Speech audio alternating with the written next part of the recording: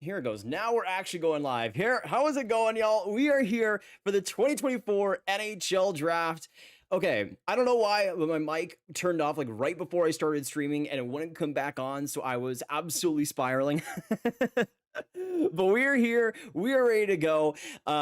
Sorry about that, y'all. For some reason, yeah, my mic just decided to not work like a minute before because I wanted to test it all out. I wanted to get everything good to go, but of course I couldn't make that happen. Oh gosh, why is it doing that? There we go. Okay, now let me get my mock draft page up here so we can actually get it going.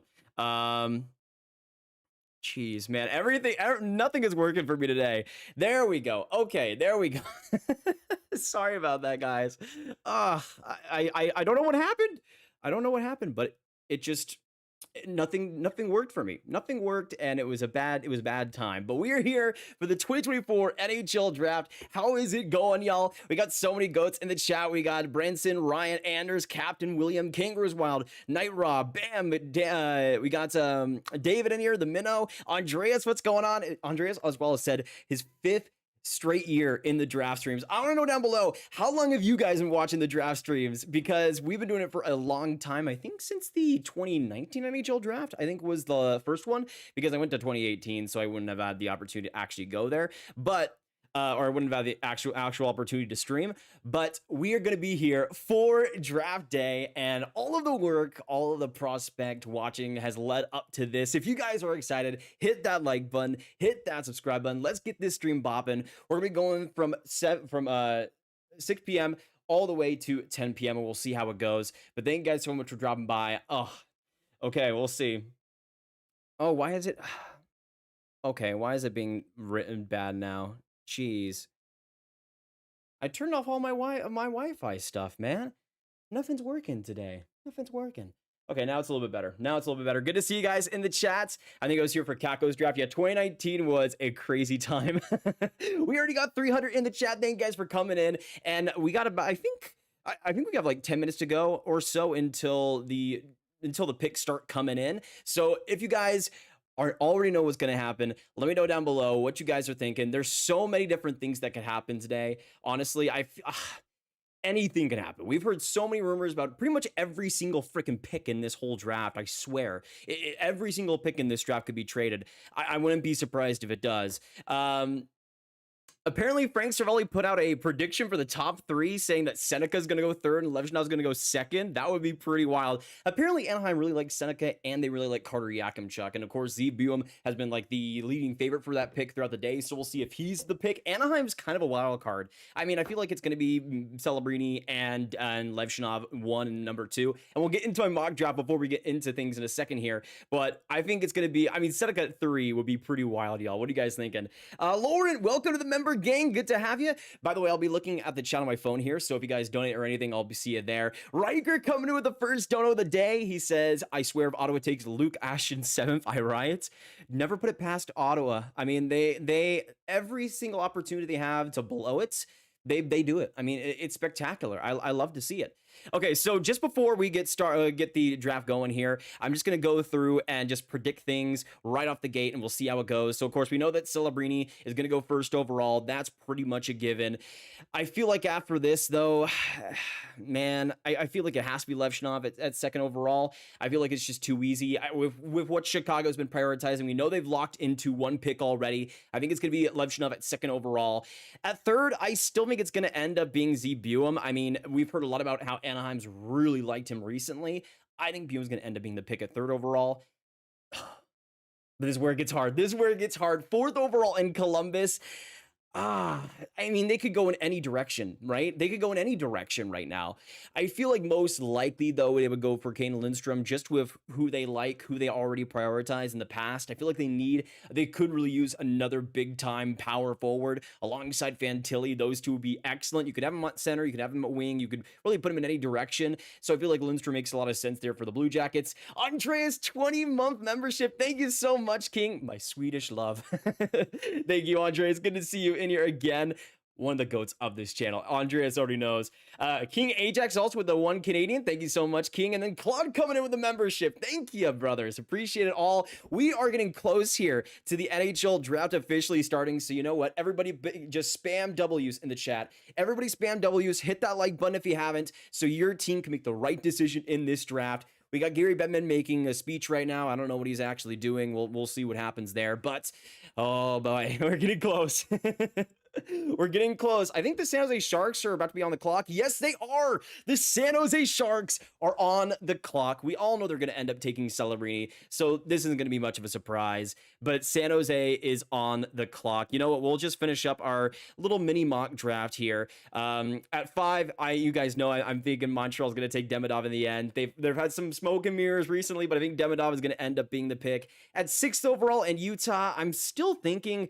it's tough, man. I still think for them though, and what we've heard about how highly rated Carter Yakimchuk is, I still think I'm gonna go with him. Really, I don't think a lot has changed for me personally with how I'm thinking, at least compared to my mock draft I made a few days ago. Jasmine, hi, how's the year gone for you? Very well, Jasmine, good to see you in the chat. We got loads of amazing folks here today. And of course, we're going to be bringing you prospect analysis, prospect talk throughout this entire first round. So do not go anywhere. It's going to be a special draft tonight. We're going to be going through the complete first round, breaking down every pick, and it's going to be a ton of fun. So do not go anywhere. Apparently, it looks like the San Jose Sharks have made their pick. I mean, who knows? It might not be Macklin Celebrini. It probably will be Macklin Celebrini. It's gonna be Macklin Celebrini. It's gonna happen. It's gonna happen. Is Troops getting traded? What will the trade look like? I mean, I feel like the Rangers would have to give up something, right? I feel like that's an inevitability. I love you, Grav. I love you, B-Dog. Good to see you. Smithman22 with the $5 dono says, is signing Tanev the Stars' #1 priority, and could they make a push for Stamkos? I feel like Tanev has to be #1. I mean, the bidding war between the Stars and the Leafs, I think, is going to be pretty intense. But to me, they need to bolster up that defense and focus on it. That to me is the main priority. Stamkos would be fun, but I just don't really see it. Yeah, Govich certainly said Beckett at 3. I would not be surprised. Honestly, Anaheim is a complete wild card in this draft. I would not be surprised whatsoever. Really, once Anaheim hits, because I feel like Levshunov is going to go 2nd overall. I feel like once Anaheim hits, that's where things get pretty crazy. And we're going to keep up with mock draft. Silayev at 7. I think that's going to happen. We'll just speed through these. Again, I think for Seattle, now with Zboom off the board, it kind of gets a little bit more interesting. But I feel like they would still like Zayne Parekh. I feel like that's something that they want to go for.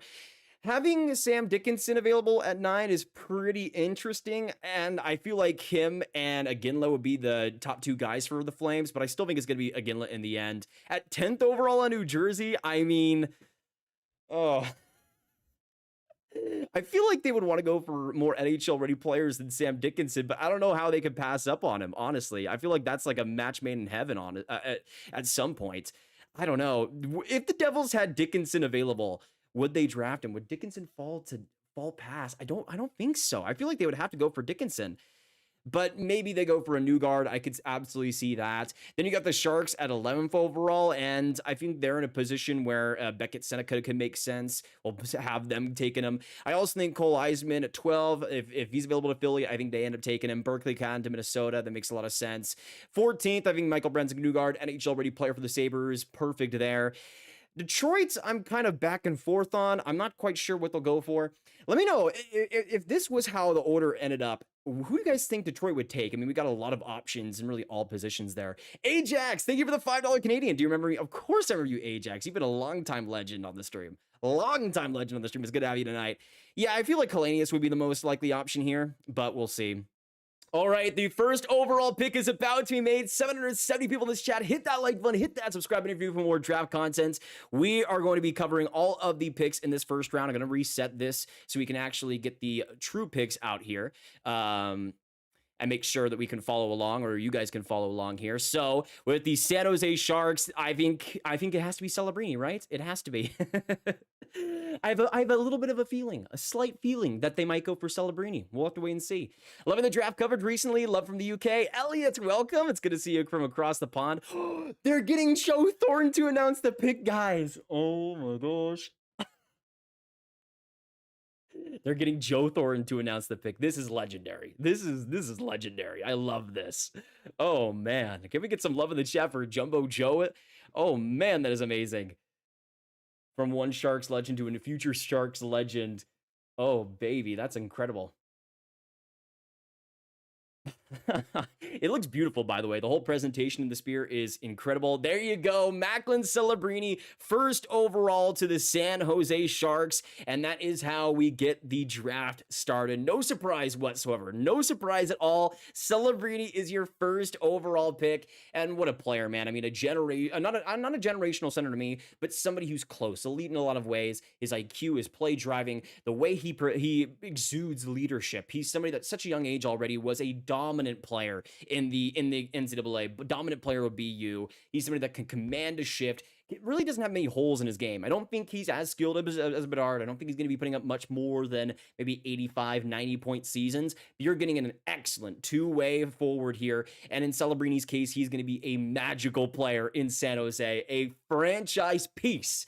And alongside Will Smith and some of the other players they drafted recently, that is a great start for San Jose. Love to see that. Whoa, my goodness, Ajax with the $300 Canadian. This is because you remember me. Ajax, how could I forget, man? You've been a legend on these streams for so long. It's great to have you tonight. Thank you for the 300 Canadian. Can we get some love in the chat for him? That is nuts. Ajax, I just got to say, my man. Appreciate it big time. Appreciate it big time, brother. We got 800 here tonight. I'm not gonna go get over that over the entire day. 300 from Ajax. Legend stuff right there. Always a legend. Okay. We got Chicago coming up here at second overall. I want to know your predictions down below. Levshunov or Demidov, who will it be? Because this could really shape the entire rest of the draft. If Levshunov isn't taken here, I mean, I don't think it would affect too much since I feel like Levshunov would instantly be taken by Anaheim third overall. I don't think that's really a debate for them, but I do feel like things would get pretty interesting especially if they were to, I mean, imagine all of this has just been a smokescreen for Chicago to take Demidov. I would kind of get a little bit, I'd kind of get a little bit mad considering I don't want him. I don't want him in Chicago. I don't want that to happen. Please take the D, please. But next up will be the Chicago Blackhawks. Oh man, so happy for Celebrini. What a player. What a product too as a California kid. Or somebody that has been raised up in California before. Oh baby. It's gotta be Levshunov, right? It's gotta be Levshunov. But I feel like you guys already know. I would go for Demidov. I would go for the electricity. I would go with the duo that could be with Celebrini.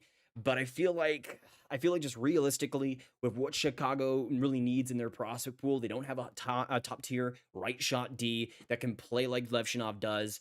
But we'll see. Shoddy, grab your legend, man. I tune in for the draft every year. Thanks for doing this. Of course, brother. I mean, I'm happy to give all the information I can to you guys and react with you guys. I mean, the draft is always a crazy time. I want to see more trades though. Am I greedy for asking for a trade one pick in? Maybe I am. You know what? I'll face the facts. Korchinski, Vlasic, Jones, Murphy, FAD. I mean, again, I'm in the Demidov trade. I don't think they need Levshunov to be successful, but I feel like we've already heard how Kyle Davidson has said how Chicago looks at the next few drafts, especially when making their picks. And next year is a forward heavy draft. Even though there's a couple D I really do like, there is the argument to be made that especially there's a lot of power forwards, there's a lot of really good top end skaters. And I feel like you could make the argument that you go for a D this year and go for a forward the next. I feel like just with how Demidov is though, with how good he can be, you can't pass up on him. You just can't, but we'll see what happens here. They're still interviewing Celebrini. I don't think the pick is in yet for Chicago, but we'll update you guys throughout the entire thing with every single pick here and all the prospect analysis. Sharks fans, how are you guys feeling? Gillen Celebrini, I mean, there you have him right there in front of your screen with the jersey on. Oh, that feels so surreal. I still can't even believe that San Jose actually won the draft lottery. I thought it was Chicago all along. Clone Commando with the $5 donation. Which team do you think has the chance to shake the draft up the most and off the board selections in the first round? Love your videos as always. I mean, Anaheim right now, right? I mean, geez. By the way, 10th super chat that Clone Commander has sent in. Thank you so much, brother. I feel like Anaheim. I mean, at third overall, we've heard Zbuon, we've heard Seneca, we've heard Kane Lindstrom in the past, we've heard Anton Silayev, we've heard practically everybody, Carter Yakimchuk. I mean, Anaheim could be all over the place, and they're going to be is the team that might be the most consequential shakeup.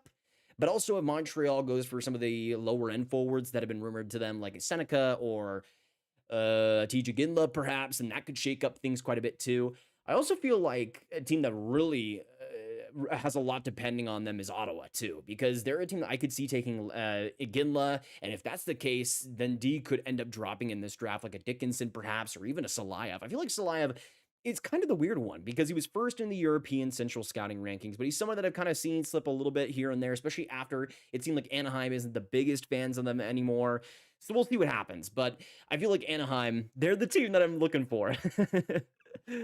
Ducks or Kings, who had the better rebrand? I would say Anaheim. I mean, the Kings, it's just kind of boring. It's just kind of like the same jersey template, but a little bit worse with the weird white stripe on the bottom and then, you know, an updated logo. But the Ducks, they actually changed up their whole uniforms. I mean, that to me, that takes a lot of guts, and I like to see that. We got 1,000 in the chat right here. Thank you guys so much for coming in. We're going to be breaking out all the picks here as they come, so do not go anywhere. And a lot is going to be happening tonight, so you don't want to miss it. Hit that like button if you haven't. Right now at 113 likes. Let's get that up. Let's get to 200 before the Chicago pick goes. And of course, every time you guys do, it helps the channel a ton to continue to get the stream out there. And of course, we have a lot of ways to go. Right now, we're on the road to 100K subs, so everybody's appreciated. We're close as well to 76K. We're at 75,900 right now. So everybody that you guys can chip into that really helps a ton. And of course, I will make sure to get the best content I can out for you guys. So everybody's appreciated there. JV, hello from Sweden. Welcome to the stream. I hope to see a few Swedes drafted in this first round. It's not the greatest year for Swedes, but I feel like this year there's a few under the radar guys. I feel like Alphonse Frey is somebody I really want to see drafted in the first. Maybe we see Lucas Pettersson perhaps mixing in. I still feel like if Carolina keeps that pick in the later first, that Lucas Pettersson would be a really interesting player there. But we'll see. Ajax. Ajax coming in with another $100 Canadian. Sharks definitely long deserved the first pick for a while now. Hopefully Celebrini can turn around the Sharks franchise. Absolutely agree. Can we get some more love in the chat for Ajax? That is incredible, man. Thank you so much for the $400 donated today. You are an absolute legend. Let's get some love to him. And I absolutely agree. I mean, I feel like Celebrini is exactly the type of franchise leader that San Jose needs. The type of guy that might not be on a McDavid level, but will elevate that franchise and give it more respect in the end. That to me is the biggest thing that Celebrini will do. He'll change the culture. He'll change the makeup of that roster, and we'll see how it works out. So Chicago is finally, I think, making the pick. Yeah, finally they're going up to the draft podium. So Chicago's pick is officially in.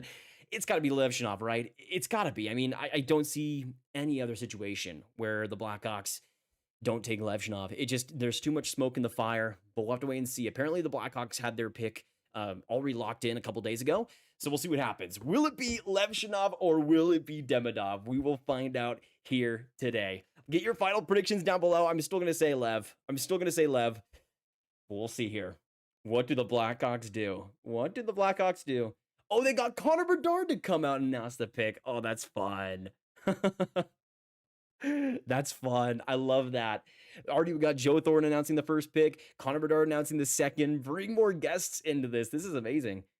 By the way, this beer looks incredible. This is an insane event.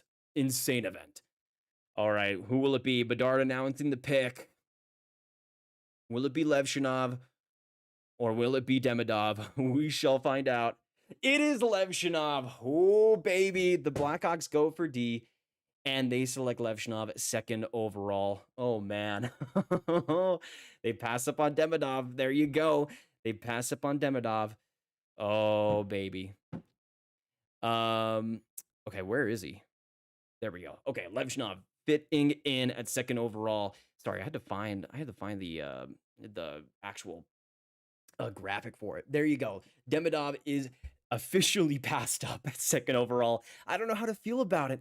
Man. Oh, that is going to be an interesting one to look back on. Let me know, is that a win or a loss for the Chicago Blackhawks? Let me know down below.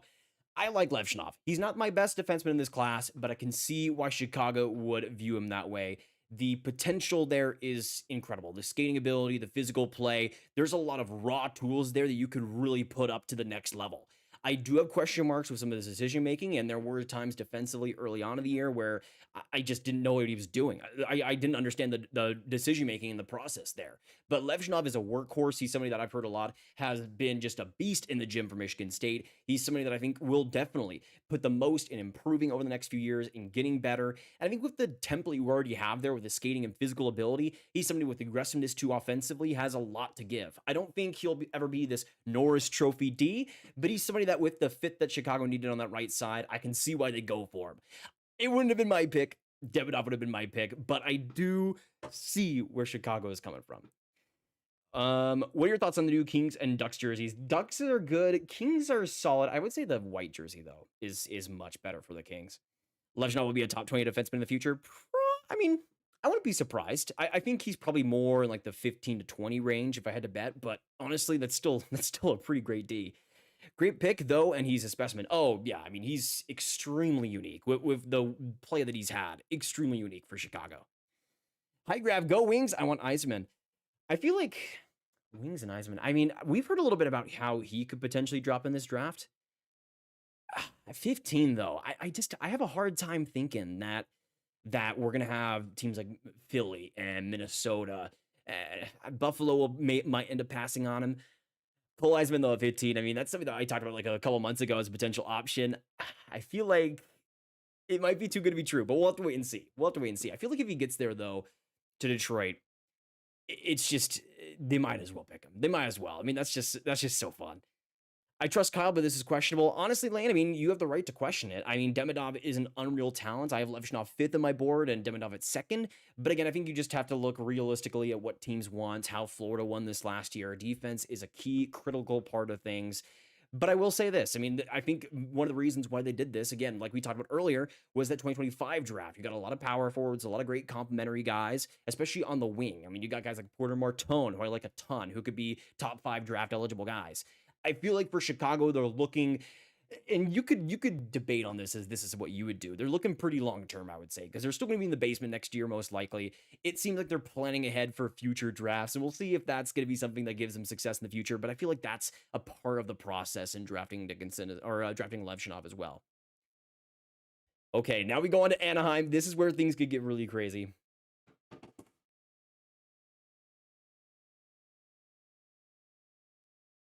Oh man, I don't know what to even predict for Anaheim. I really don't know. I mean, we've heard so much. We've heard Silayev, we've heard Lindstrom, we've heard now today Buum, we've heard Seneca, we've heard Yakovchuk, we've heard practically every name under the sun.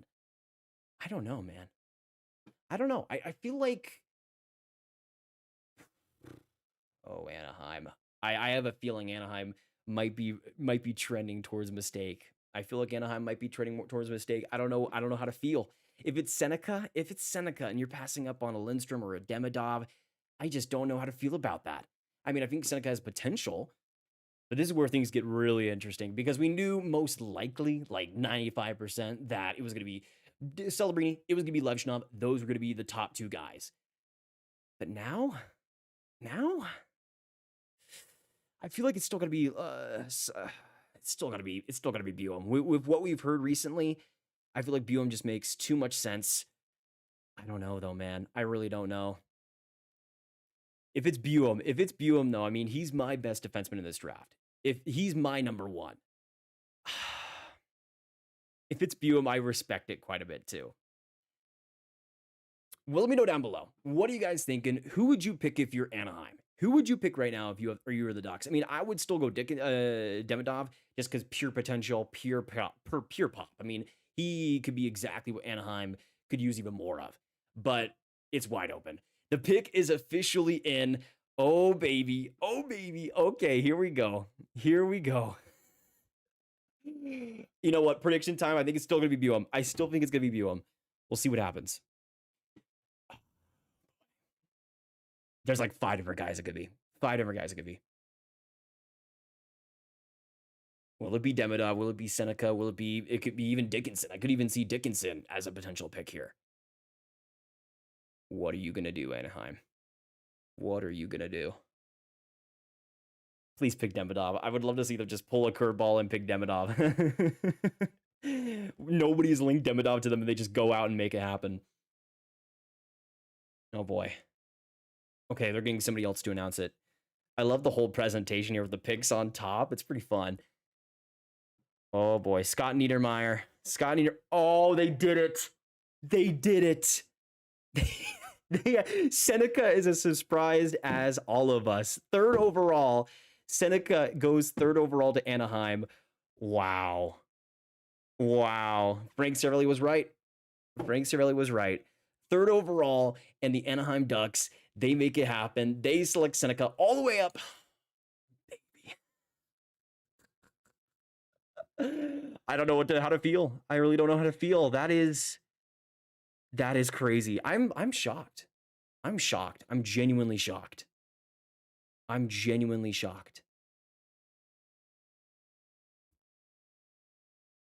Wow.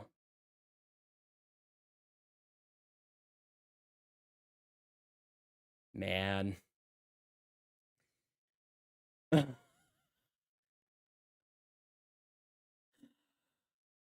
Holy crap. I don't know, man.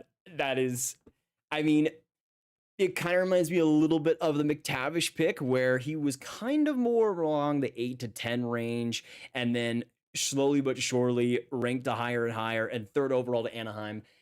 He would not be who I would go for. I'll just say that. He is somebody that I think has a lot of great individual talent. He's somebody that's fantastic on the rush. Just in terms of one-on-one ability, he's one of the best in this draft. The deking ability, the ability to just go through anybody. He can make somebody look like Swiss cheese. I do have some worries about the skating level. That's still something that's been a little bit clunky, even if it has improved from the second half. And I don't think, even though he's grown in height, that he's ever going to be this supreme physical player. But I do like the skill set there. The individual talent, there's a lot to work with. 3rd overall is a lot for me. Him being the 2nd forward off the entire board is a lot for me. But I can see a world where Seneca is worth that type of pick, is worth that type of selection. I just think there's a long way that needs to go. He's a project. He's somebody that I think will need some time, maybe a year or two in the OHL to really continue his growth. But he was somebody that in the second half was brilliant. In the playoffs was fantastic for Oshawa. I can see why. But man, Anaheim, the Demidov, Lindstrom, even on D. I mean, I love Miyazi Buem. When there was rumors earlier about Buem being the pick. He was somebody that I was honestly pretty excited to see be an Anaheim Duck as another top tier puck mover. That's somebody who could have been unbelievable there. Let me know down below. Is this a win or a loss for the Anaheim Ducks? I can't believe it. Seneca couldn't believe it. He was looking at his parents like, I mean, he was practically the Habs lady from the 2018 NHL draft when the Kotkaniemi pick was made. He couldn't believe it. Oh man, I was saying earlier, I can't remember who asked it. Somebody was asking earlier who would be the team to make a big splash to surprise us in this first round. I said Anaheim, and look at what they're doing already. Look at what they're doing already, man. That is wild. I still think there's a lot to build off though for Seneca, so I'm not going to judge the pick completely.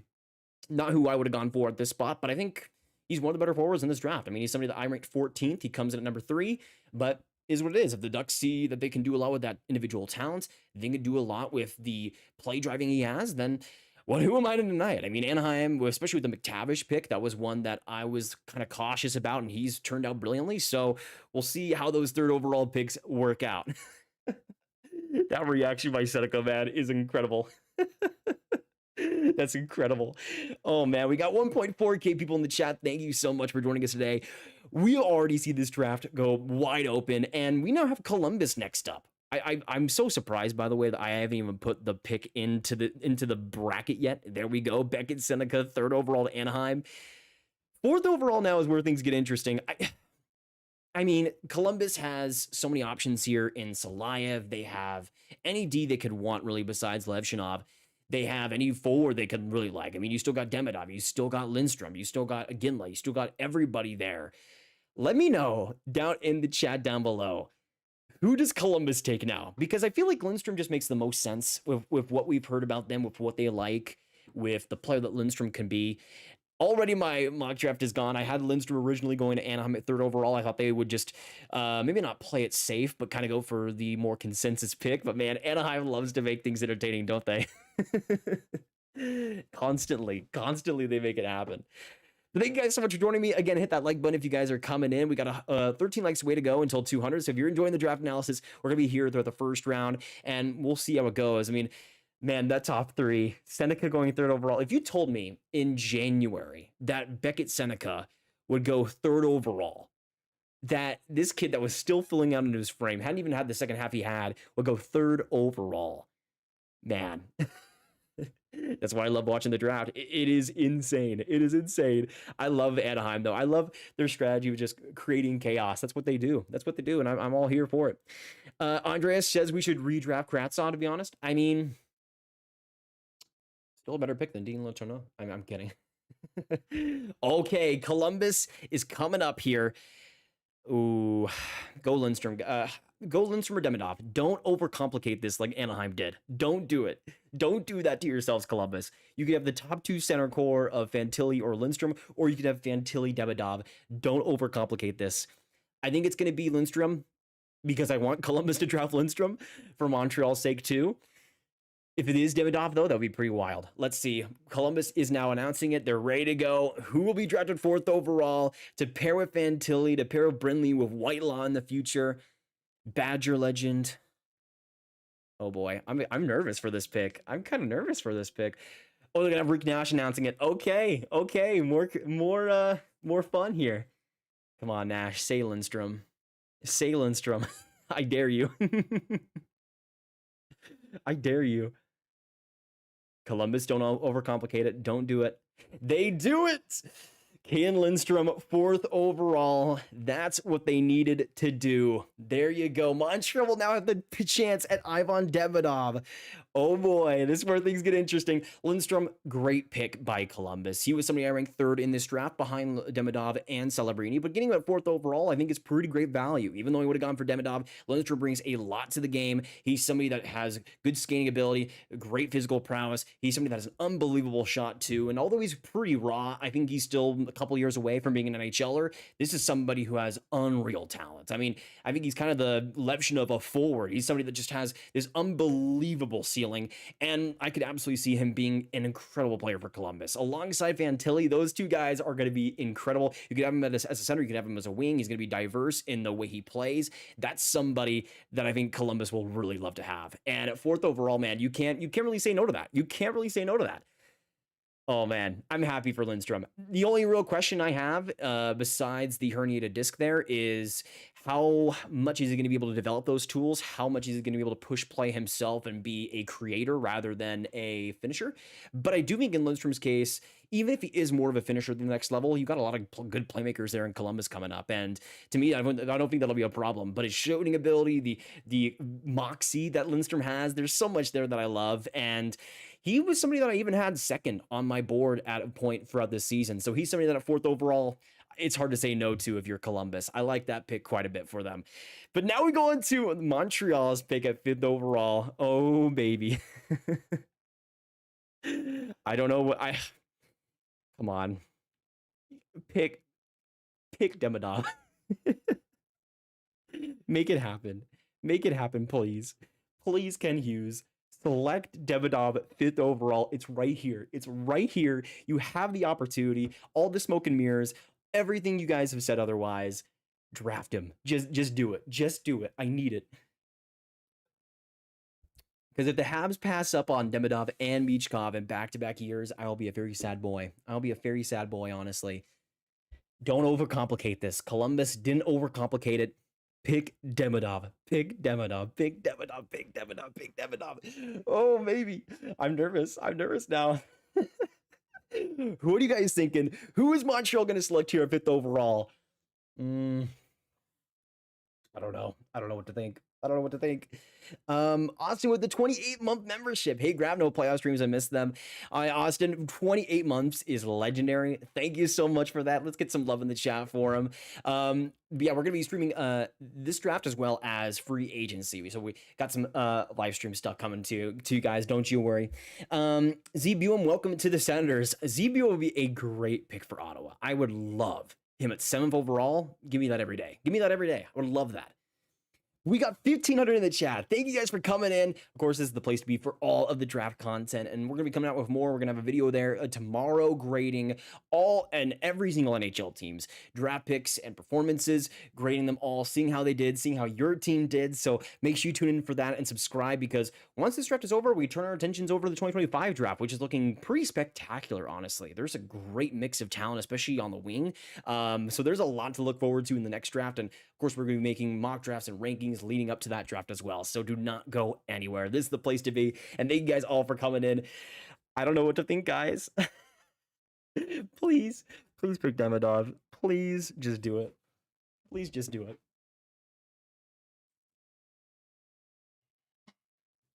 We're putting on the jersey. We're doing it. We're doing it. You know what? We're doing it. We're doing it. To get some good luck, to select Ivan Demidov, we're putting on the Habs jersey. Come on, Montreal. Don't overcomplicate this. Don't overcomplicate this, please. Austin with the $2. Were you busy doing the playoffs? Yeah, pretty busy this year. But I just wanted to focus more on videos this season. So just doing that more for the channel. Missing out on Demidov is the worst mistake ever. We'll see, man. We'll see. Don't pass up on him. Don't you dare do it. Don't you dare do it, Montreal. I'm scared they're going to do it. I'm so scared they're going to do it. I was so convinced last year that they were actually going to take Matvei Michkov, and I don't want to be sad this year. I don't want to get my hopes up again. Oh, man. Yeah, we have Montreal is complicated. You could say that again, Voilane. Oh man, you could say that again. You could say that every second of the day with Montreal's draft choices. Some of them have worked, some of them haven't. I love Jacob Fowler. Slavkovsky's looking pretty good. Ryan Bacher still, the jury is out. But just don't miss this up.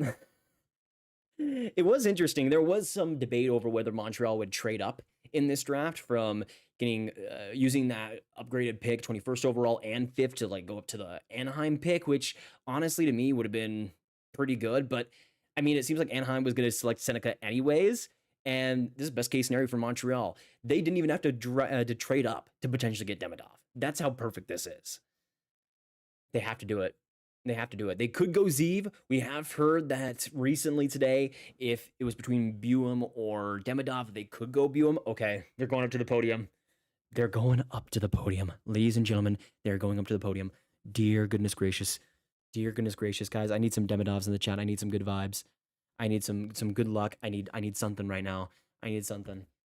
Montreal, make the easy choice. Don't overcomplicate this. You have had the chance for Demidov. You have had it. This is what you wanted. This is what you needed. This is who you want to bring in, is Ivan Demidov. Kent Hughes, I want you to say the words Ivan Demidov out of SK St. Petersburg. That's all I need. That's all I need. That's all I want. In fact, I don't need anything else. Just give me Ivan Demidov. Give me the Russian Ivan Demidov. Come on, Montreal. Come on. Stop talking, Kent Hughes. Stop talking. Oh.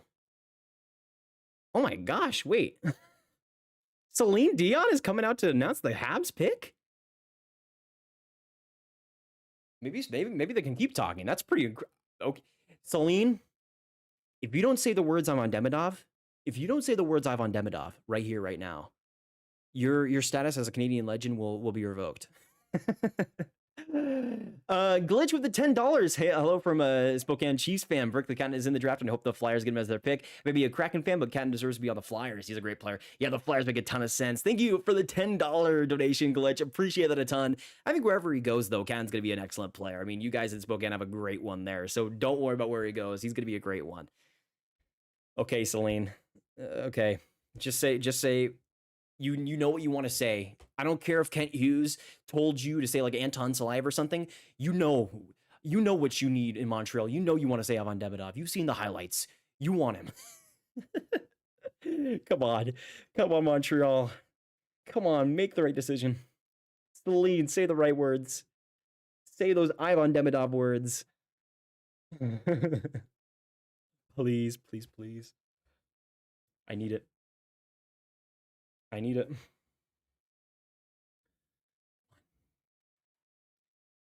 The suspense is killing me.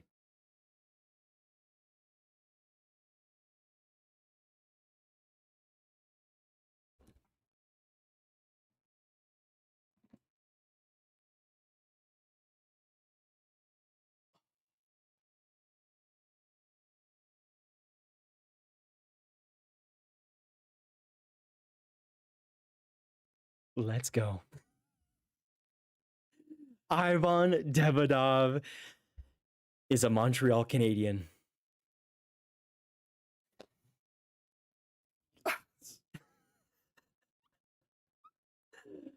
Oh, I shouldn't have been that stressed because I should have known all along that Kent Hughes and the gang would have made the right decision, and they did here today. No defenseman, no random stuff. I'm sure they said that they would select ZBUM first to get Anaheim all rattled and make them not select him. Well, they went for Demidov instead, baby. That is a fantastic pick at 5th overall, and so far the best value in this draft. Aron Demidov is a superstar in every single way, and Montreal needs this type of play driver, this type of electricity in their lineup, and Demidov is going to give exactly that. He's someone that can deke around anybody, has incredible vision around the ice, and is someone that could just command a shift with his skill and his speed and the decision making. He's somebody that just brings so much top-end talent, and that is instantly the most talented player in the Montreal Canadiens system. 5th overall. 5th overall. That is a fantastic pick and exactly what Montreal needed. And hey, now that they actually did select Demidov, passing up on Michkov, a lot more digestible. I mean, when you think about it in that way, would I rather have Reinbacher and Michkov, or like Reinbacher and Demidov, or Michkov and ZBUM? Probably Buum and Michkov, but still, it makes it better than it would have been. If they took a D, even though I love ZBUM, it just would have been confusing. It would have been weird, especially if they were to reach on a forward like an Iginla or a Seneca, which, of course, is not available anymore. Demidov is the pick, though, and that's exactly what Montreal needed to do, man. They did it. They did it. Our concerns were answered by the Montreal Canadiens. Oh, baby. I love that. I love that. Congratulations to Montreal fans. Perfect pick by the Habs. Perfect pick by the Habs. Well, he saved his butt. Yes, he did. Let's see who Utah brings up to announce their pick. Any bets? Jesus for the LDS, maybe? That'd be pretty fun. I mean, we got Celine Dion, so you might as well get second best. What do you think of Konsta Helenius? Really solid player, really under the radar, but effective. He's somebody that's smart, he's quick, and I like the decision making there. I don't think he's going to be an excellent top 6 center, but somebody who could fit into a decent second line center role. Somebody I would take outside the top 10, but after that, I feel like it's pretty good value, and you're getting an NHLer there. I think he's somebody that will adapt eventually. The big question marks I had were how much the offense was going to translate, how much was there going to be, but I think after the top 10, really, if you can get an NHL center, that a decent one at that in Helenius, then I think you're taking that. Yeah, so in my mock draft that I made a few days ago, y'all, I had Carter Yakimchuk as the pick to Utah. Would I say that changes now with the players available? I don't know. We have heard a little bit. I think Corey Prum was the main one talking about Utah potentially liking a ZBUM. That could be the case. I feel like earlier on, Anton Silayev made a ton of sense for them, but I just feel like drafting Simashev already honestly kind of makes it less likely that they would draft Silayev, even though we know that's the type of player they do like. But I could see Dickinson. I feel like they're drafting a D, though. Whether it's a Silayev, whether it's a Dickinson, whether it's a Perek or a Buum, I feel like Perek would be pretty fun here. My pick would be Buum, but I feel like it's going to be Carter Yakimchuk. I feel like that's what we're going to see here. That's who it's going to be for Utah. But of course, the first pick in franchise history. We'll see what they end up going for. Let me know down below if you are Utah, though. Who are you picking? Because we have the top forwards off the board in Celebrini, Lindstrom, Demidov. By the way, for how much of a defense first draft this has been made out to be, it's kind of gratifying to see 4 forwards taken in the top 5. I was always of the opinion that even though there's a great defensive draft, sure, the forwards are honestly pretty underrated, and looks like NHL GMs agree. Vegas pick will be traded within the year. I could see that. Buem honestly would be, yeah, I feel like at 6th overall, if you're going to take a D, Buem would be my pick, honestly.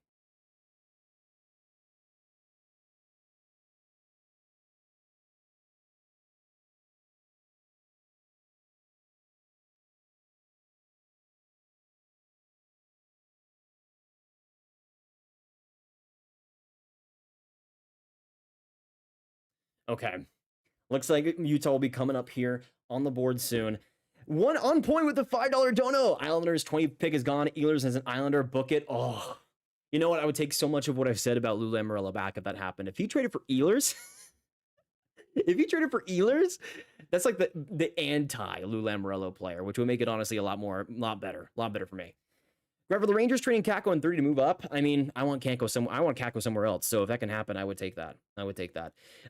Grab, could you see Seattle taking a defenseman to play done? I do. Honestly, if Buem's there, I think he's automatic for Seattle. But we'll see here. The selection is in for Utah. They're about to announce it 6th overall. I feel like it's going to be Yakimchuk, but I want Buem for them. I want them to start off strong with their drafting history. I feel like Buem will be a great pick there at 6th overall. So we'll see. Stop jinxing it, Grab. I want Buem to the Sens. I mean, I'm sorry, Shaddy. I don't know. I feel like we don't know how much Ottawa's changed their philosophy, because if this was the Pierre Dorian days and Trent Mann days, I don't think they touch Z Buem. Like, Yakimchuk will be automatic for them. But I feel like maybe now that they've changed management a little bit, maybe we go see them in a different direction. This first round pick is going to be really interesting. If they take a smaller player, then I think that whole stigma around Ottawa only drafting big guys will be over. But we'll see what happens. All right, 6th overall here is going to be announced by Utah. Let's see. Which dude will it be? If they take a forward, maybe it'll be Ginla, but that's the only forward I could see actually being dealt or actually being picked. Looks like Ryan Smith's going to announce the pick here. Okay.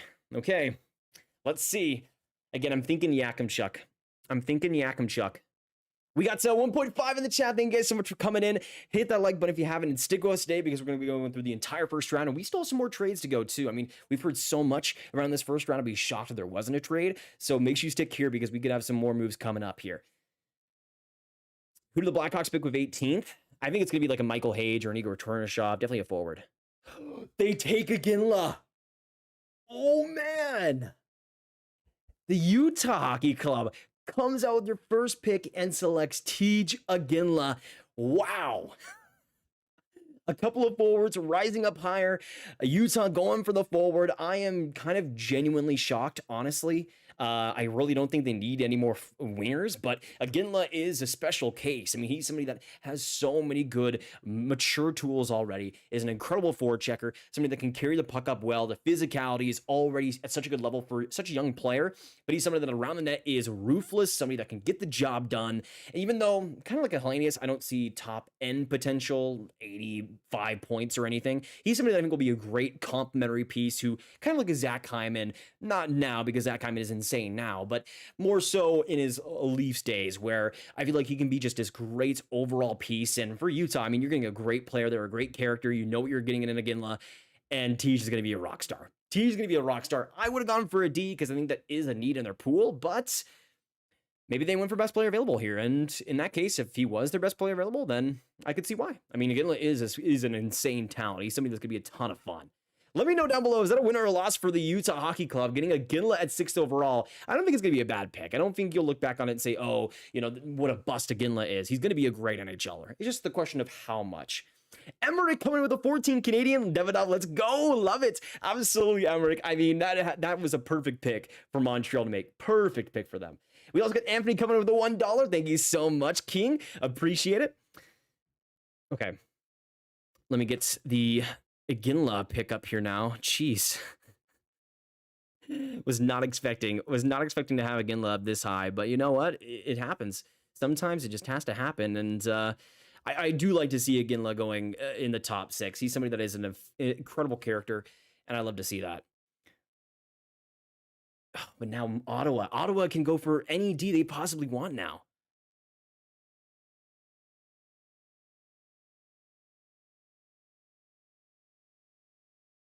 Man, Ottawa is in a good spot right here. Yeah, like really, really good spot.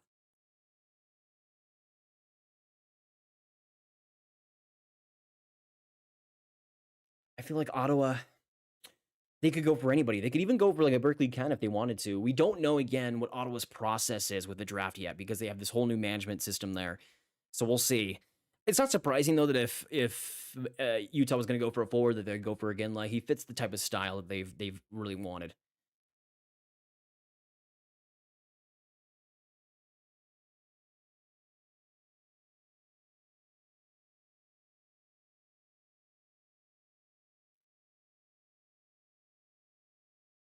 Okay.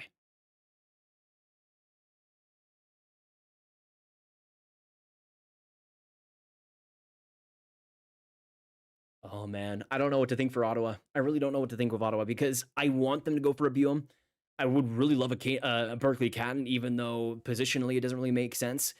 I feel like Buum just makes the most sense for position, for what they could use in that prospect pool. A puck mover like Buum, who doesn't have the defensive downsides that a Thomas Chabot does, for instance, in their pool. But they could go for Anton Silayev. I feel like it has to be Silayev. I did predict that Silayev would drop to 7th overall in my mock draft a few days ago. So maybe that's what ends up happening here. But I feel like it's got to be Silayev, right? It's got to be Silayev. I mean, with just how much NHL GMs love him, with how high he is, even in the Bob McKenzie rankings. He was 3rd, I think, in the Bob McKenzie rankings. And seeing him drop more than past 7 would be pretty crazy. Nicholas with the 34-month membership. Grab, I can't tell you how happy I'm right now. Kent cooked. He cooked indeed, Nicholas. He cooked indeed. What a pick by the Montreal Canadiens, man. What a pick by the Montreal Canadiens. But really, I could see Ottawa going for any D at this point. You could go for Dickinson. You could go for Buum. You could go for Silayev. You could go for Yakimchuk. You could go for maybe Ottawa surprises and goes for Stian Solberg. I mean, we've had so many surprises already. Honestly, considering the surprises we have seen, I'm still pretty happy with how my mock draft has gone. I had, of course, Celebrini at 1st overall, Levshunov at 2nd. I had Demidov being selected by Montreal 5th overall. And considering what we've seen already, I will take 50%. Buum or Silayev goes next. Anyone else in the sense have lost their minds? Dickinson, I think, would be... I'd rather have Dickinson than Silayev, personally. If it's anyone other than Buum or Dickinson, I would be pretty surprised. That's how I would go about it. It's not supposed to be a defensive draft. I mean, that's what it's been pegged as, but I honestly thought the forwards were pretty underrated in this draft. And again, it looks like GMs are agreeing, folks. I'm surprised, though. I'm genuinely shocked that 5 out of the 6 players drafted have been forwards. I mean, if you told me that we would see Seneca go 3, a Ginla go 6. I mean, I never would have expected that. Never. A Ginla at 6 makes more sense, but makes less sense when you consider that Seneca went 3. You know what I mean? Oh, what a crazy draft this has been. And thank you guys so much for joining me with me. We're going to be breaking down all the picks as they come. The pick is in here officially for Ottawa. Get your final predictions down in the chat down below. I'm thinking it has to be Silayev. I think it has to be Silayev here. Midnight Sam with a 10. Do you think the Blues will trade anyone any more times today? If so, for who? Yeah, we already saw the Texier trade, which I thought was pretty interesting. I could see maybe them trading back in the draft, but I think that's probably it, if I would be a betting man. Okay, Ottawa. I want them, though, to select Buum. I want to see Buum go high in this draft, so I'm rooting for Buum to be the pick here. Let's hope it is. Let's hope it is. Come on, Ottawa. Make the right decision. Go for Zeev. Go for the Zeev. Let's see. 7th overall in the Ottawa Senators. This is going to be a really interesting one. They go for Yakimchuk. Oh, man. I knew he was going to go high. I was thinking Utah, but you know, him going to Ottawa also makes a ton of sense. Yakimchuk over Buum and Dickinson and even Silayev. Yakimchuk over Silayev? Wow. We did hear a lot from Bob McKenzie's rankings that there was a couple of teams out there that really liked Yakimchuk, like really liked Yakimchuk, like top 3, top 5 in the rankings. It seems like Ottawa might have been one of those teams. Yakimchuk goes 7th overall, and here's the thing. Right shot D, obviously that's inherently going to be valuable to GMs. He's 6'3", big size, and good physicality. The offense, though, is the name of the game here. The confidence from the blue line, the way he's able to shuffle around the power play. He's somebody that's pretty solidly deceptive, has a good slap shot. I think the value runs out there. I don't think he's going to be more than probably... I think the best thing you could get out of Yakimchuk is a John Klingberg, which is still a pretty great player, but I think that's the peak. That's absolutely where you're getting... And I'm talking about those defensive downsides too, like defensive downsides. He's not the greatest skater. I don't think he's going to be rushing up and being a transition beast anytime soon. And I do think there is limited defensive upside there too with the skating he has, with just some of the weird decisions he makes under pressure. There are times where he doesn't really use that frame as much as he'd really like. I had him in my 20s range. He's somebody that I think will be a good NHLD, a good offensive one, but I'm not quite sure if he's more than just a solid power play option and quarterback there. That to me is where the value for Yakimchuk is the best. But the deking ability, the confidence there, that is the best part of Yakimchuk's game. And we'll see what happens. We'll see what happens. At 7th overall, I'm not going to come out and say I hate it. Wouldn't have been my pick, considering Zeev Buhm is on the board. But you know what? Ottawa loves going crazy, and they go crazy here. So, of course, the stigma around Ottawa has been the fact that they've drafted tall, big dudes every time in the first round, really throughout their drafts, the entire process. They're still doing it. So maybe this whole management is the same thing. I'm shocked. I'm shocked that Silayev wasn't the pick, honestly.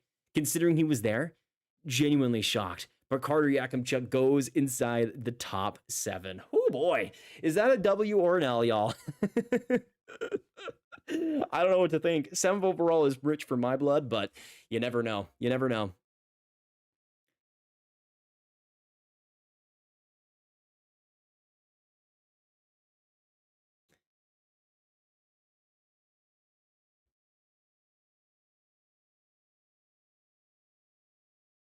Oh boy. Oh boy, Ottawa.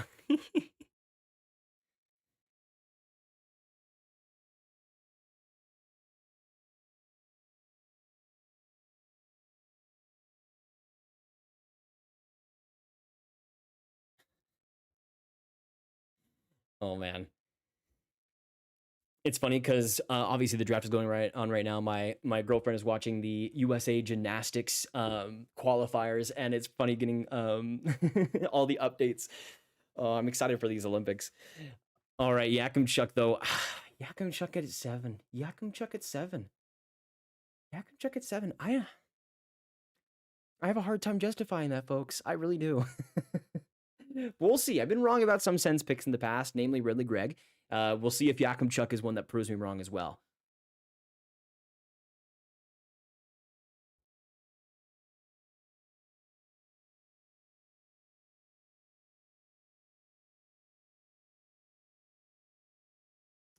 Oh, man. But now we got Seattle, though. I feel like Zeev's got to be it. It's got to be Zeev. Give me Zeev. I mean, if Zeev drops past number 8, man, it's not the most surprising thing in the world, but I would be pretty sad. I wouldn't be lying. I would be pretty sad because he deserves to go in this top 8, man. He to me is the best defenseman of this class. We'll see what happens. Just tuned in. Who did Calgary pick? The Calgary's pick has not been going yet. We're right now having Seattle on the board, so we'll see what happens. Clone Commando with another 5 with all these forwards being picked super early. Do you see anyone in the 16 to 22 range that need a defenseman trying to trade up to grab a D? Maybe St. Louis I could see as a fit there. Toronto I think would be one to look out for because I feel like these D might be, I mean, here's the thing too. Here's the thing. Even if all of the next couple picks are made, there will be a guaranteed at least Silayev, Buhm, at least one of Silayev, Buhm, Dickinson, Parekh at number 10. And of course, we know the Devils are looking to potentially shop that 10th overall pick. There will at least be, I mean, 2 very quality defensemen in this draft at 10th and 11th overall available. And that's assuming everybody else in, the 8 to 9 range picks a D. It's kind of sad that Calgary didn't get the chance to select a Ginla. I knew in my heart, even picking him in the mock draft a few days ago, going to Calgary, that it might not happen. I'm sad for Flames fans, man, because it would have been perfect, but Utah decides to spoil a party, don't they?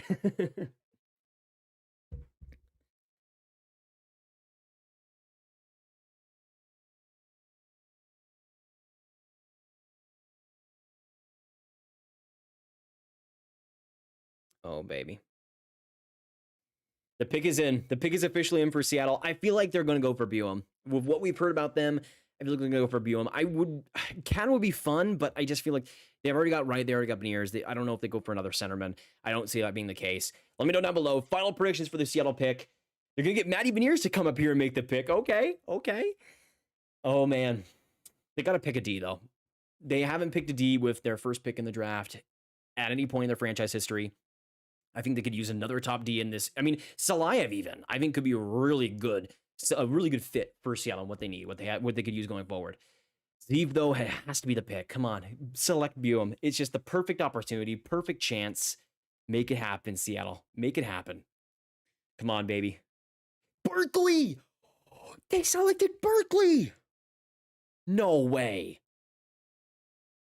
No way. The Spokane Chiefs legend, Berkly Catton, is going 8th overall, the Seattle Kraken. Dude, there's been 1D or 2D. 2D selected in the top 8 of this draft. One of them is Yakimchuk, Silayev, Dickinson, Buum, Perek, all available after number 8. Berkly Catton, though, I mean, if you're going best player available, then sure, I could see why Berkly Catton would be the pick there. He is an incredible connector of plays. He makes everybody on his line better. He is just so good at being there at the right times, creating well off the rush. He's somebody that can shoot the puck really well. He proved that well in this year's WHL campaign with Spokane, 50-plus goals. He's somebody that I think has a lot of great overall offensive talent, and the brain there to me is excellent. Along with the hands, he just brings a good balanced overall offensive game. I think his skating is a little bit of a weakness, and he's never going to be this great defensive player. Why did Seattle draft him, though? I mean, I think it could absolutely make the case as best player available. Absolutely. But you already got Wright. You already got Matty Beniers. I don't think Catton would be good on the wing is the thing. I really don't think he would be good on the wing. He just doesn't have the skating speed and I think the quickness and agility to do that. So does Seattle just go for best player available? Does this mean a Shane Wright trade is going to end up happening? I don't know. But I mean, I'm usually best player available in most cases. And hey, Seattle goes best player available. It's a good problem to have. Too many good centermen. Maybe then you have Beniers on the. I don't know, man. It is gonna be gonna be a weird one. I like Berkly Catton a lot, though. I like Berkly Catton a lot. He was my 4th forward on my board, and somebody that has just an electrifying amount of offensive potential. And for Seattle, again, that's not a bad thing to get at 8th overall. Wouldn't have been my pick. I would have gone Buum because I think he's the best defenseman in this friggin' draft and 9th overall. Come on, Calgary. I mean, Calgary has so many options. And they could use a D prospect, another big one. Draft a D. Nobody's drafting D. Nobody likes the D in this draft. Jeez, like I'm shocked. If you told me that Utah wouldn't draft a D, that Anaheim wouldn't draft a D, that Seattle wouldn't draft a D, Seattle wouldn't draft a D. I never would have crossed my mind. Never would have crossed my mind. This has been a crazy top 8 so far. I'm all for it. Now Calgary is on the board. Come on, Calgary. Select Buum. Or I mean, Anton Silayev, Sam Dickinson. This is like best case scenario if you're Calgary. They don't get Tej. That's true. But if you're looking for D, you have the most options ever, really, that you could hope for at 9th overall. I feel like most likely they go for Silayev. I feel like most likely that's going to be the pick with how much they've liked bigger D and bringing that on recently, like Chris Tanev and Nikita Zadorov. And of course, they don't have those guys anymore. I feel like Silayev just makes the most sense, but I would love a Dickinson. I would love even a Perek. Even a Perek at 9th overall. Even a Perek at 9th, I think would be a really good pick. Any of those top D, you can't go wrong. But now with Berkly Catton at 8th overall, now one of Perek, Dickinson, Buum, Silayev is going to be available at 13 at least. At least. And you consider, too, how there's teams like Philly that I don't think need to take a D, but could. Oh, man. San Jose. I didn't even think about that. That trade to go to 11th overall. That trade to go to 11th overall now is looking genius. By the way, I'm sorry, I haven't put on the pick here yet with Berkly Catton. Let me put it on here for Seattle. There you go. San Jose is looking like geniuses right now. Absolute geniuses. They will have at least the opportunity for Dickinson, Parekh, Silayev, so many guys. I keep forgetting names because there's too many good defensemen available. San Jose, man. Wow. Wow. Underrate Mike Grier at the draft with at your own peril, because right now that trade, that whole deal is looking incredible. It's looking insane. Oh man. Oh man. This is incredible for San Jose. This is incredible for New Jersey if they want to go for a D. This is incredible for Philly if they want to go for a D. This is incredible for Minnesota as well. I think they're a team that could really want to go for a D in this draft. I'm shocked that Silayev is at 9. That he could even drop. He could drop, and I'd be like, oh yeah, sure. I'd rather go for Buom or Dickinson or Parekh. I go for all three of those guys over Silayev, but I didn't expect to have that opportunity. I didn't expect to have that opportunity to pass up a Silayev at 9. I think that's probably what Calgary is thinking right now. They're like, how is Silayev even available? They're going up to the draft table right now, so we'll see what they actually end up going for.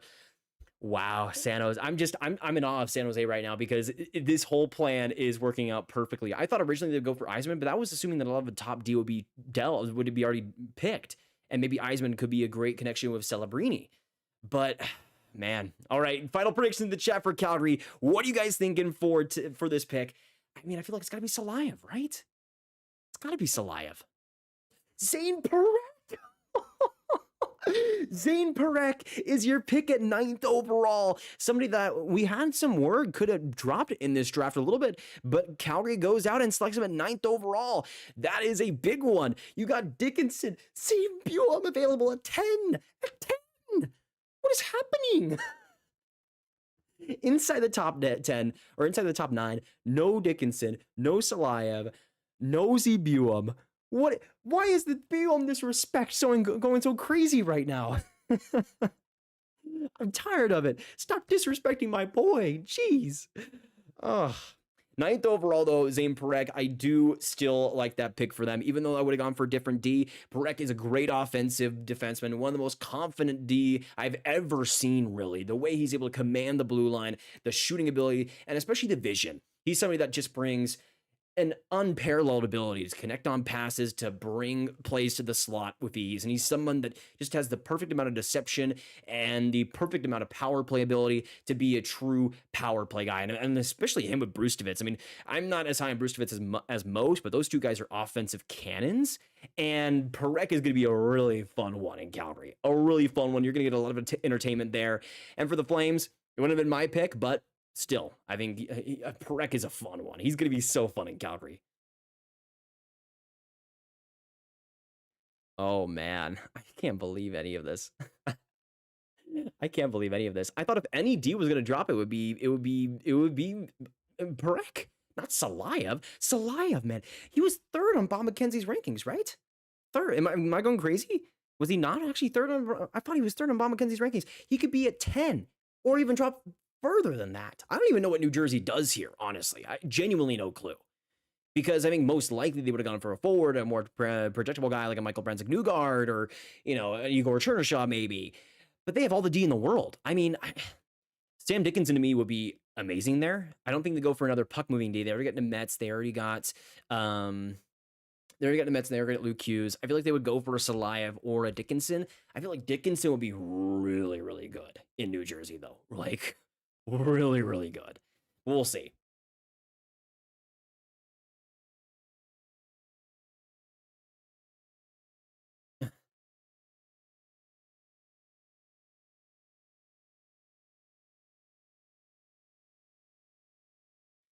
Wow. I'm shocked, guys. I don't know what to say. I don't know what to say.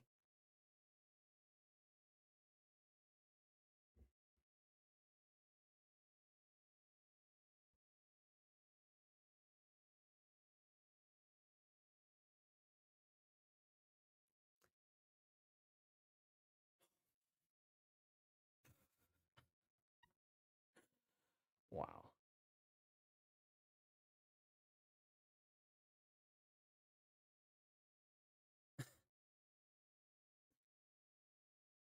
I don't know what New Jersey does. I genuinely, this is like bananas. This is bananas. Either way, San Jose is winning. No matter what, San Jose is winning. I mean, if San Jose comes out with Zeev Buum at 11th overall, or heaven forbid a Sam Dickinson at 11th overall, Silayev would still be good. But, jeez. I feel like some team would really benefit, though, from making a trade here with New Jersey. Like, some team would really benefit from getting a top D. I don't think New Jersey needs anybody. Silayev would be fun. I don't know. This is crazy. Sam, what's going on? Demidov's a have. Yes, he is, Sam. That's gonna be a wild fit. I love that for the Montreal. By the way, we are 5 likes away from 300, guys. Hit that subscribe button if you're new. Support us here on the stream to get the stream out there to more people. Every bit is appreciated. We're gonna be bringing to you all of the first round, so do not go anywhere. This is gonna be, it already has been one hectic ride, and I cannot wait. Oh man. I don't even know what to say, dude. This draft. This draft has been so loopy. Who do the Islanders draft? I feel like most likely it's going to be like Sacha Boisvert or somebody that's a little bit more responsible, I would say, a Lou Lamoriello type pick. Okay, it looks like the pick's not going to be traded. The New Jersey Devils will end up making the pick at 10th overall. Let's see what they end up doing. I thought we were going to see a trade, man. Maybe they, I mean, it's not Gary Bettman talking. So yeah, the pick is in. Now there could be a situation where they end up just trading the player they get here, perhaps, but we'll see. People are saying that they could draft Helenius. I would really hate if they drafted Helenius. I'm going to be honest. He'd be good. He'd be a great middle six piece, but go for the potential, man. Oh boy. Just New Jersey has so many riches of options, though. That's the thing. I don't even know what they do. You want to see, you can't go wrong with any of the D if you end up doing it. Are they gonna have Marty Brodeur come up here and announce the pick? Is that what's gonna happen here? Yes, it is. Okay, Marty Brodeur will come up here at 10th overall and solidify the top 10 of this draft class. Oh, this has been so fun. What is going on? Oh, I think that's Anton Silayev, right? That's Anton Silayev, I think. He's a big boy, right? Yeah, yep, it is. Anton Silayev to the Devils at 10th overall. I mean, that's a pretty reasonable pick. I think Silayev is somebody that brings something that they don't have a lot of that prospect pool. He's a huge big boy, skates like the wind, has good physical traits. I don't know how much of their offense there is there, but New Jersey is honestly a perfect place for Silayev to go. He doesn't need to be relied upon to be the number one guy. He can settle into that more defensive, physical role. I actually love that a lot for New Jersey. I think the fit makes a lot of sense. I think for Silayev, it's honestly one of the better teams he could have gone to. I think he's a long-term project. I don't think you're getting Silayev, and he would say as much was a contract as well in the KHL, but I don't think he's going to be ready for another couple of years, maybe even 3. So for New Jersey, you're not going for, a player you'll bring in your lineup to win a cup next season. That's a guy that when he does come over is going to be one heck of a talent, has so many good tools with his skating and his ability to create on the defensive side. And I don't hate it. I mean, I would have gone for a different D. I think Dickinson could have brought more of the two-way game there, but I think most likely we're going to see Silayev shape into that defensive role. And in New Jersey, they have all the time and the space for that. So Silayev goes 10th overall to the New Jersey Devils, and San Jose could go for Zeev Buum or Dickinson. I mean, that is best case scenario, perfect scenario for San Jose.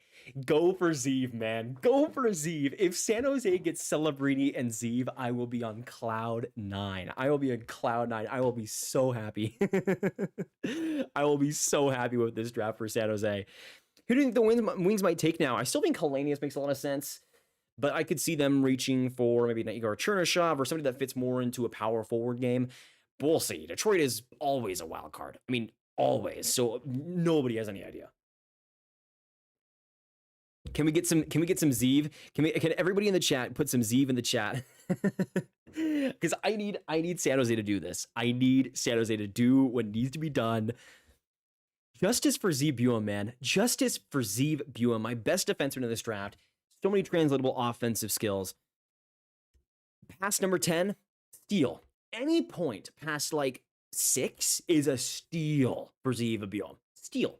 And you're telling me you could get him at 11? You could have him as your second pick in the draft? Yeah. Let me take that. Let me get that. I will take that all day, every day. Now we're looking at where Eiserman falls to. Does he make it past Philly or Mini? Maybe. I mean, honestly, maybe Philly goes for the D because you'd have one of Dickinson or Z Boom available. I think at that point, Mini or Philly should go for a D. I feel like Berkly Catton made a lot of sense for them, but maybe it's a Helenius that they want to go for a centerman. I think they should go for Boom or Dickinson. I think either of those two, though, I mean, I think could use a top pair D of the future. I think Bonk will be good. He'll be fine. But I don't know how much he has the talent to play those huge minutes. Dickinson and Boehm, those two guys will be workhorses. Especially Dickinson. You got a lot of potential there. Oh boy. This draft, man. This draft. I mean, it's about as wacky as you could have predicted. And I love it. I absolutely adore it. Now we're looking at who do you think the Kings will take? Probably somebody low events, probably somebody with lesser skating. Liam Greentree comes to mind, though I do think Liam Greentree at the Kings spot at 26 would be pretty incredible. I think now that they brought it back, though, it makes it a little bit more likely that he's not available, Greentree. I could see them... honestly, I think like at 21, it made a lot more sense to go for a forward, but I think a lot of the top-end guys will be gone. They could go for a D. They could go for a Solberg or a Charlie Elick. I mean, there's a lot of options there for LA, but I think that's why they traded down because there isn't a huge separation, I don't think. But if it's like a Sacha Boisvert, I could absolutely see that being the case. I think most likely, though, a winger. Oh, my goodness. Come on, it's got to be Zeev. It's got to be Zeev, right? You know why Silayev slid? I don't know. I mean, maybe GMs just saw what I saw. I mean, I had him 12th overall in my prospect rankings. He's somebody that I liked a lot, but still had some concerns about the offensive upside. I don't think he's ever going to be a guy that puts more than maybe 30 points on the board in any given season. That might be why he fell. And yeah, I mean, at 10th overall, that's way lower than I expected Silayev to go. And I'm actually proud of NHL GMs. I'm actually proud of NHL GMs. Who would have thought? Who should the Cavs take? I feel like if Michael Hage is available, he would be like perfect best case scenario. Maybe a Konsta Helenius if he's available. Honestly, Washington should just go for BPA. Just any opportunity to go BPA. Michael Hage, though, the potential of the offensive creativity, you got a lot there. So we'll see. Oh boy, come on. Go Boehm, San Jose. Don't mess this up. Dickinson, oh baby, San Jose goes for Sam Dickinson. I mean, if you're gonna go for anybody else, I think Dickinson was the choice. I love Dickinson. He's not my best defenseman or best player available still, but Dickinson has a lot of really interesting tools. He's somebody that has a great first pass, the size and the skating ability. He's somebody that can be ruthless around his own net. He's somebody that has a lot of just untapped offensive potential, I feel. He's confident. He has a booming shot. He's somebody that loves to pass around the blue line. He's somebody that I think, especially in transition, though, has a lot to give. With the confidence, with the adrenaline he puts on the ice, he's somebody that I think, as we talked about before on the channel, you can mold in any one direction. He could be somebody that you could put into more of the defensive role. You can put into more of the offensive role. But I do like for San Jose getting Dickinson because of the two-way talent you could get. He could go in any type of role you want him to.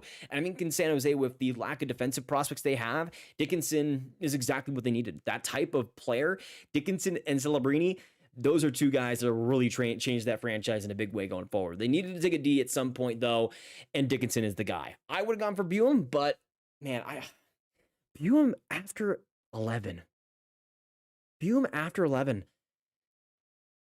Maybe there's something we don't know. I don't know. But that's Boehm after 11 is genuinely shocking. I don't think it's a crazy thing, though, to select Dickinson ahead. I could see a few teams doing it. Same thing with San Jose. But that is pretty wild. The fact that Dickinson falls to 11, that Boehm falls to 12. Jeez, man. Now though, Philly, though, come on, you gotta, come on, Philly, make it happen. This is the perfect opportunity. If he slips past 12, if he finds a way to Minnesota, if Minnesota gets him at 13. That's like, I couldn't have imagined a better position for them. I had Perek falling down to 13, which still would have been a really good option, but we know that Minnesota's been looking for a partner for Brock Faber, looking for a guy on that left side that can really match his play. Buhm would be pretty excellent. We'll see if that ends up happening. I think the only other people that Philly could maybe pick is maybe a Konsta Helenius if they're looking for centers, maybe a Michael Hage if they want to get a little bit crafty there, looking for centers too. Let me know down below, what do you guys think for Philly? Because they could go all over the board here, but even though I want to see a VZ Buhm, at this point, I mean, he might be like my Cole Caulfield, where I love him, I adore him, and I'm just like, okay, where's he going to go? And then pick after pick after pick after pick, he's just like, how is he at 15th overall? How did we get to a point where he's on the board at 15th overall? Looks like Z Buhm is going to be that guy. It happened last year for Zach Benson. We all know how that's worked out. You know, the guys that do end up dropping in the draft that I'm pretty high on usually end up working out pretty well. Benson, Caulfield, if Buhm's one of those guys, I will happily hitch my wagon on him. Happily. Oh boy. Dickinson is the right choice. Had him as the third D-man, second best, but not right-handed. I don't think it's a bad choice at all at 11. I mean, at 11th overall, I think he's a great pick. He's somebody I think I had 7th on my board. And at 11th, you can't really complain about that. This is where things get nuts. Oasis, have things not been nuts for you? Have things not been nuts for you so far? What jersey do you have? I have the Montreal Canadiens. I put it on before they made the pick at 5th overall to get some hope. Here for Ivan Demidov. And it worked out. So we're going to keep the jersey on. We'll see what happens. Anaheim won the draft. That's a take. It's an interesting one. Not sure if I would agree, but first goalie to go, I feel like it's going to be Carter George or maybe Ilya Nabokov. I think those two guys would be the most likely. Give me Buhm for the Wild. That would be perfect for Minnesota. Genuinely, like in terms of fit, I don't think there may be like a couple more players in this draft that are a better fit than Buhm is for Minnesota. Like I genuinely, that is a perfect opportunity for the Wild. Hutson is nothing compared to Buhm. I think Buhm, they're pretty comparable players, but in almost every single way, Buhm just has more translatability to him. He's so good at picking his spots, picking when to be confident. And I think the skill set is honestly even better considering the size and the way he's able to put himself out there. I still don't think he's somebody that will ever be this supreme defensive player, but I still think the big issue is muscle. And I think that's something that you can work on and something that you can get better at over the course of a whole career.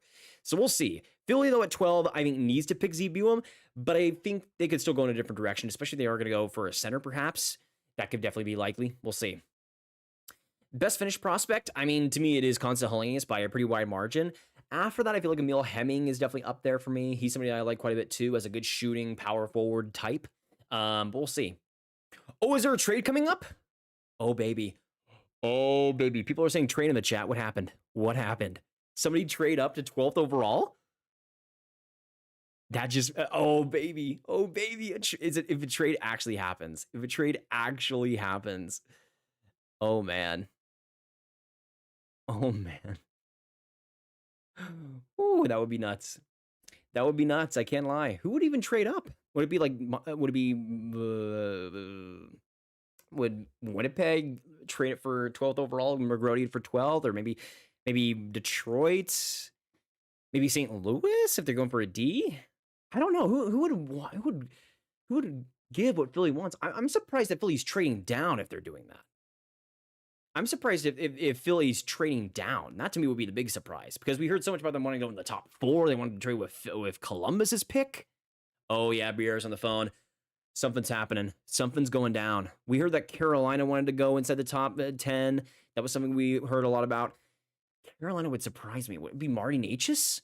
Would Philly go for Marty Necas? We have a trade to announce, folks. It's happening. Who is it going to be? Get your predictions down below. Somebody is rising for Zeev. It's happening. Or maybe for Eiserman, perhaps? Eiserman or Buhm. I think it's one of those two that a team is rising up for. Let's see. Who is it going to be? I'm stressing out now. I feel like Detroit makes a lot of sense. if they want Eiserman. Because I feel like Philly would have liked Eiserman a lot normally. Oh boy. Doug Armstrong is standing up right now. Is it going to be St. Louis rising up? Oh man, things got interesting. Hit that like button, hit that subscribe button if you guys are new. We're trying to get to 76K tonight, so make sure you hit that sub button if you guys want more draft content just like this. Of course, we're going to be doing all of the 2025 draft content after this, and we got a bunch of content for the 2024 draft coming up, so you do not want to go anywhere, ladies and gentlemen.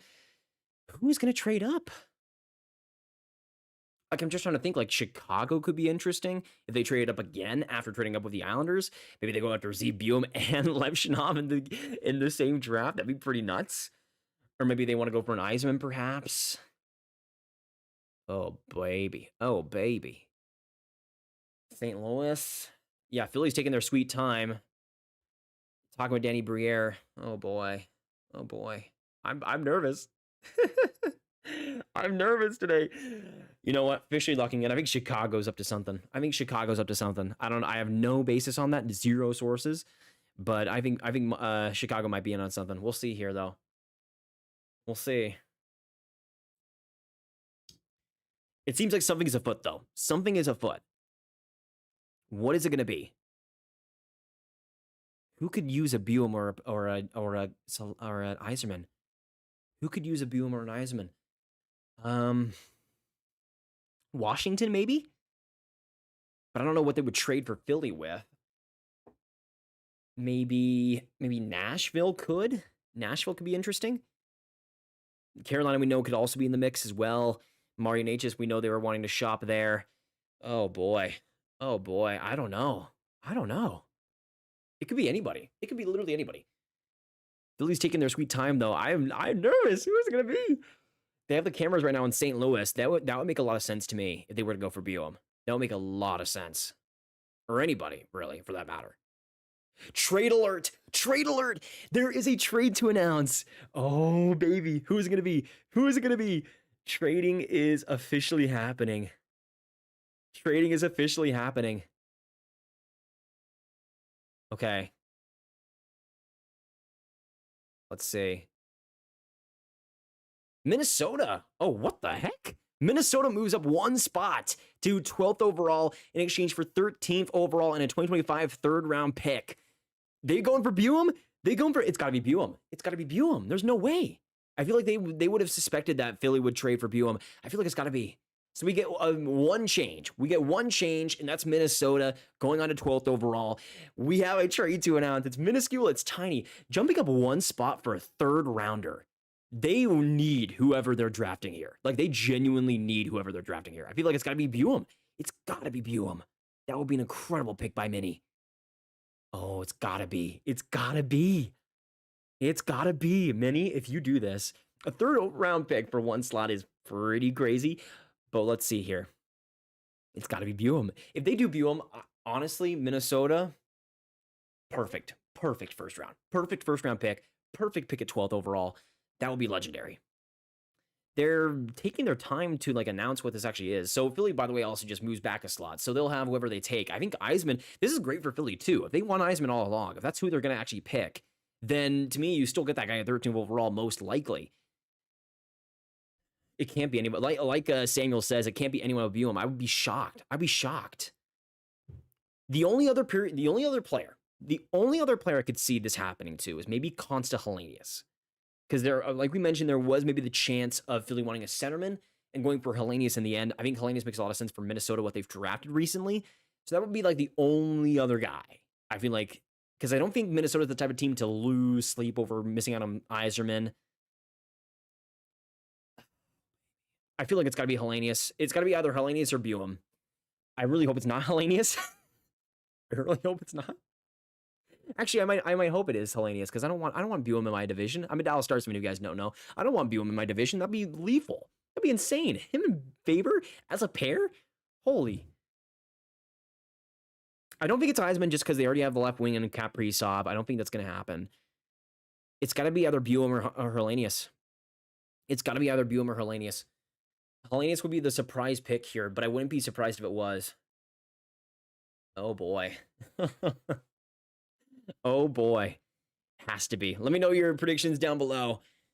I think it's going to be Buum. Don't be surprised about Helenius. Do not be surprised that it's him. We got 1.5 in the chat. We still got a lot to go in this draft and more trades to announce as well. We already got one here at 12th overall, so do not go anywhere, folks. Oh, boy. Oh, boy. Minnesota, pick Buum. Pick Buum. Do what you need to do. Do the smart thing. Again, I don't feel like they would have traded a third just to get Helenius. It just wouldn't make sense. It wouldn't make sense. It's got to be Buum. And it is. Buum is the pick for the Minnesota Wild. There you go. There you go. And that is fantastic. That is the biggest W of this first round so far. He was somebody I ranked 4th overall in my rankings, the best defenseman of this draft. Getting him at that slot at 12th overall is brilliant management by Minnesota. Him as a future pair with Brock Faber is incredible. The offensive confidence, the transition ability, the skating, the just raw production. I mean, he's somebody that just gets the job done. He has such great vision along the ice. The passing ability is superb.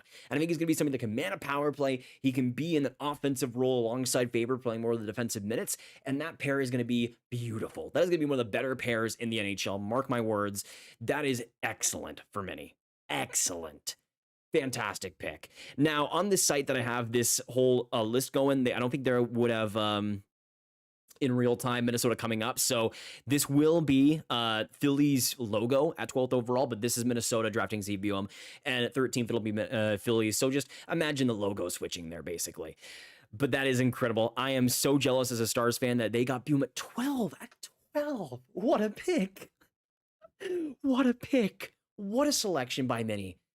That is exceptional. That is exceptional. I don't even care they gave up a third. I don't even care. Zero care in the world. That is a brilliant selection by many. Buum is a GOAT. I love to see him. Love to see him get success. And in many, I think he will. I think he will. I mean, they've done a good job defensively these past few years in drafting and developing them. And Buum is just going to be the next in line, man. Love that. Love that for them. Unfortunately. Unfortunately, I really love that for them. Oh, man. Now we go on. Okay, commercial break here. So we get a little bit of a breather. I feel like for Philly, it's between Helenius or Eiserman. Let me know. Eiserman or Helenius. Who do you guys think Philly's going to end up taking here? Because I feel like it's got to be between one of those, honestly.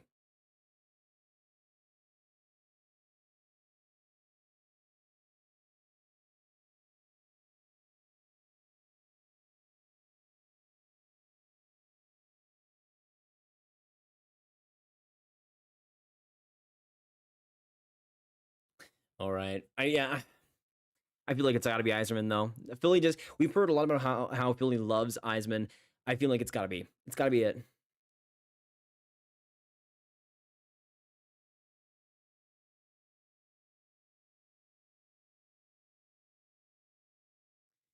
And honestly, at 12th overall, or I guess 13th overall now, at 13th overall,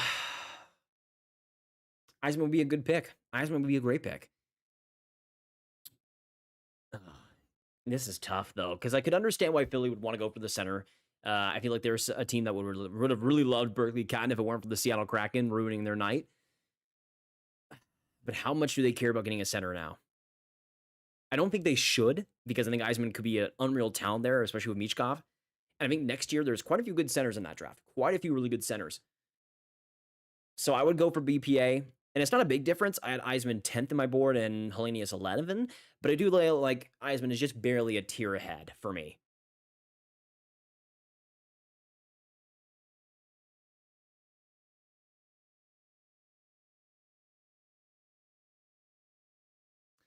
Man, I love Buum. I love Buum for Minnesota. I'm really sad that he's going to Minnesota, man. That's such a great pick.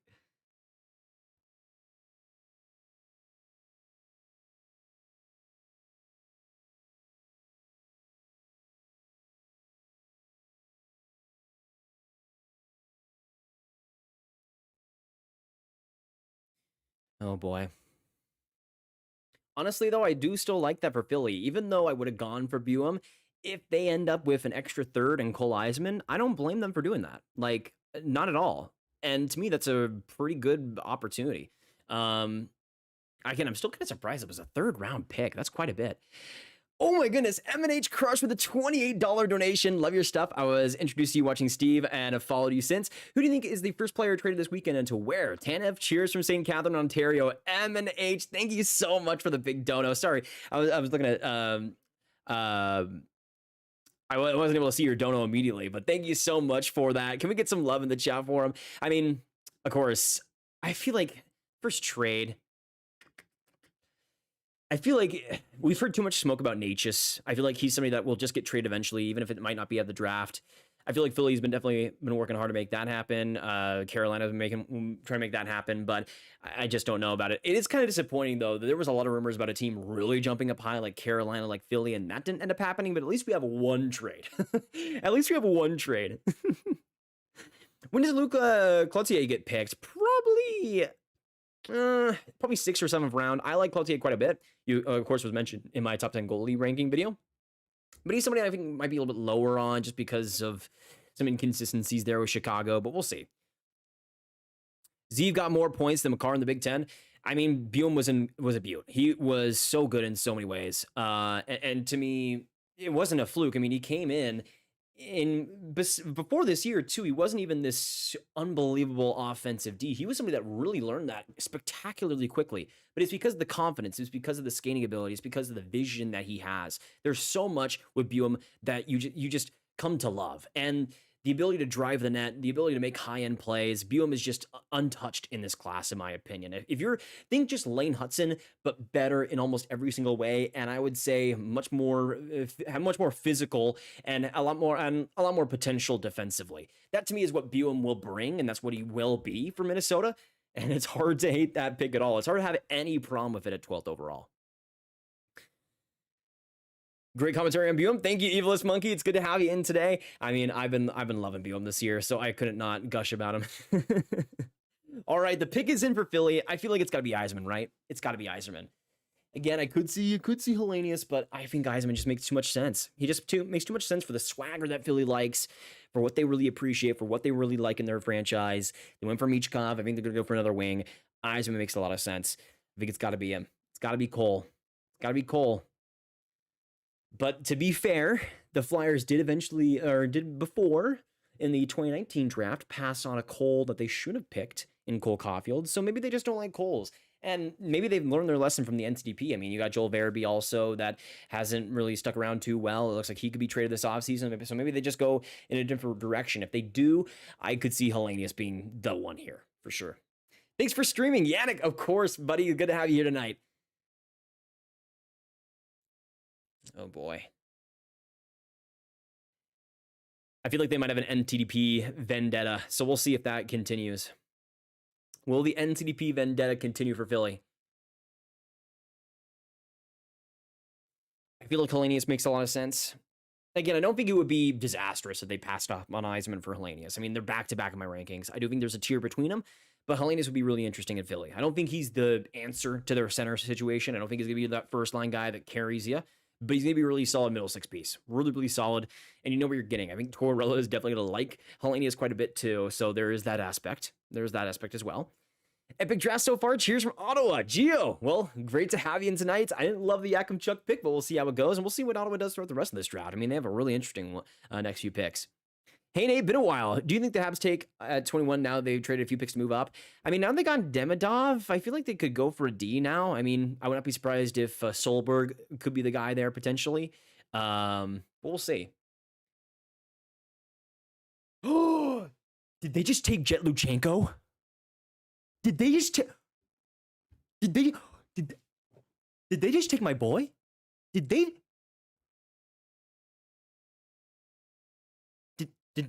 just take my boy? Did they just take my boy and Jet Luchenko? Oh my goodness. I love that. I love that. Jet Luchenko is one of my favorite prospects in this draft. He is somebody that I love. I adore. 13th overall. Kind of nuts. Kind of crazy, but I love it. I love the boldness. Luchenko of Guelph this year, I'm always biased towards my Guelph Storm boys, but Luchenko is just so fun. He's so consistent. You know what you're getting out of him. He's so smart. He's so collected. He's somebody that is just a good connector of plays. He's like Catton in the way that he's able to really feed his teammates well and serve the play up the ice in a better direction. I don't think he has this offensive potential to be the first line center or anything, but I could absolutely see a situation where he's a low end second line C, somebody that just, again, you put out there and you're able to get good, consistent minutes. Nothing crazy is going to go on defensively. He's somebody that can always bring a good stability to a shift, to a line, to a game. He's somebody that I do think is going to be very reliable. He's a great character from what I've heard. I think he won the OHL Most Sportsmanlike award, something like that. He's somebody that just looks to be a fantastic human being. And sure, is it a reach? Yes. But I had Luchenko in my top 20. He was somebody I adored. Over Eiserman and Helenius, I'm not sure I would have gone for that, but I can see the vision. I can see the vision, and it makes sense if they like Luchenko, why Philly traded down. I think they probably should have traded down again, because I really don't think Buffalo would have taken him, and I definitely don't think Detroit would have taken him, but who knows? I mean, I think at 13th overall, people are going to be kind of going crazy about that. But I do like Jet Luchenko, and also one of the best names in this draft. I always love seeing a Jet being drafted.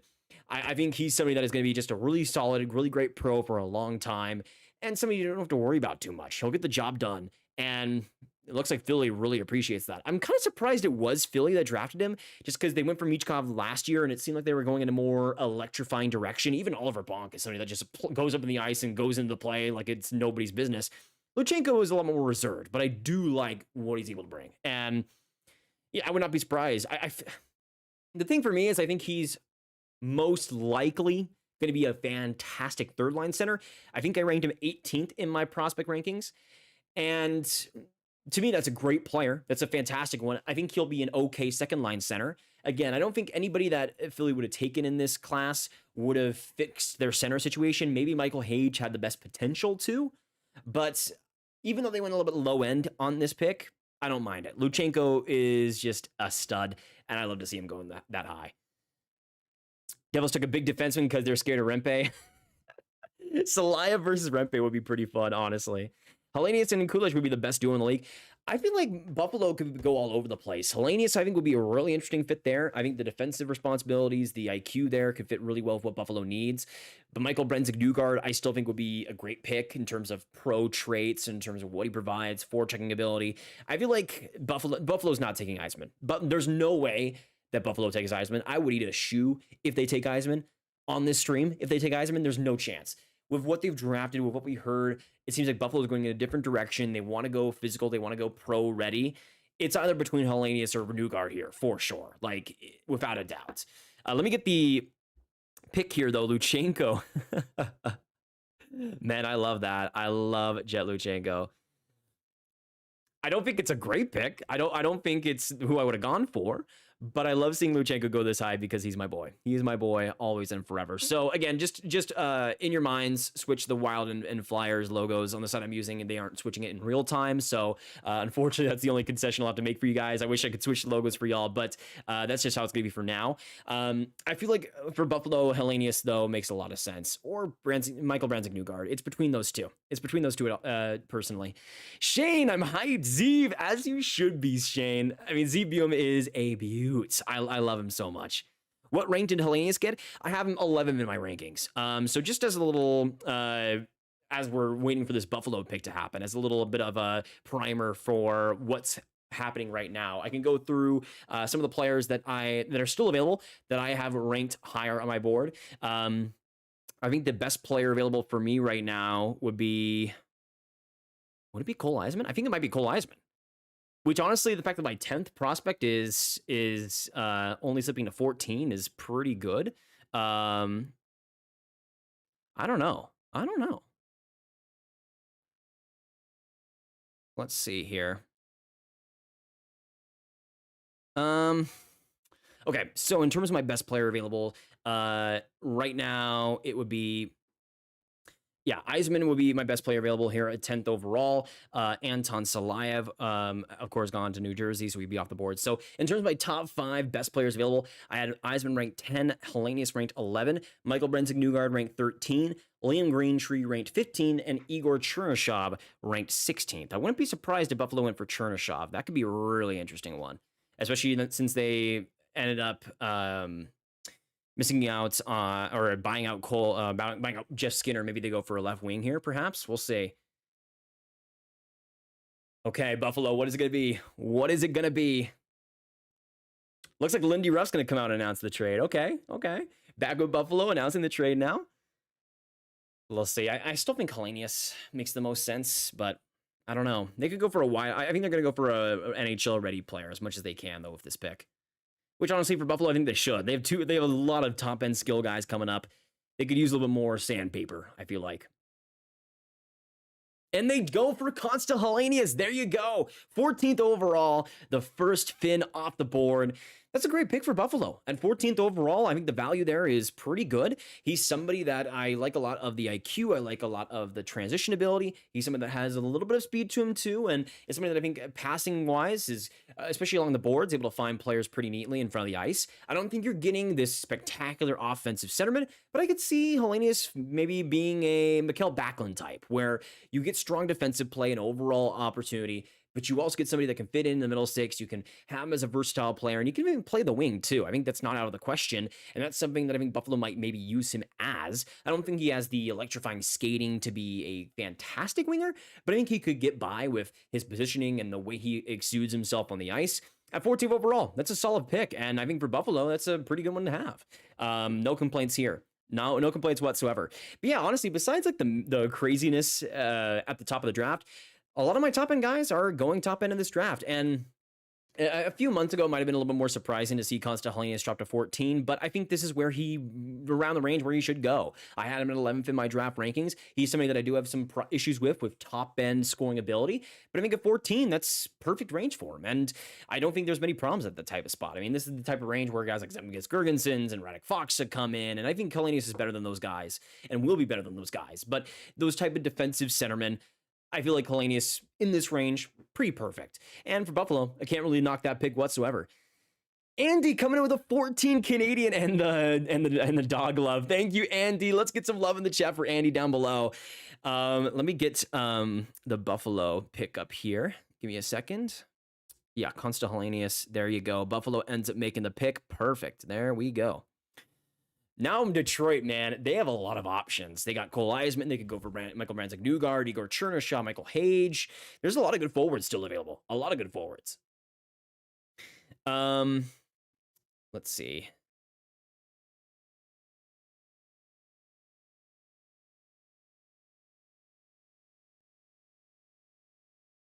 Oh, man.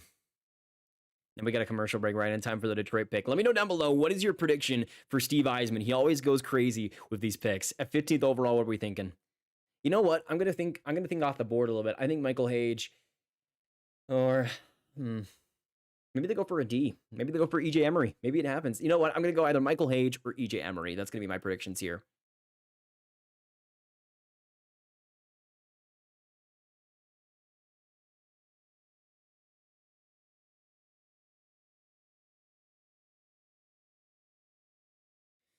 Oh, baby.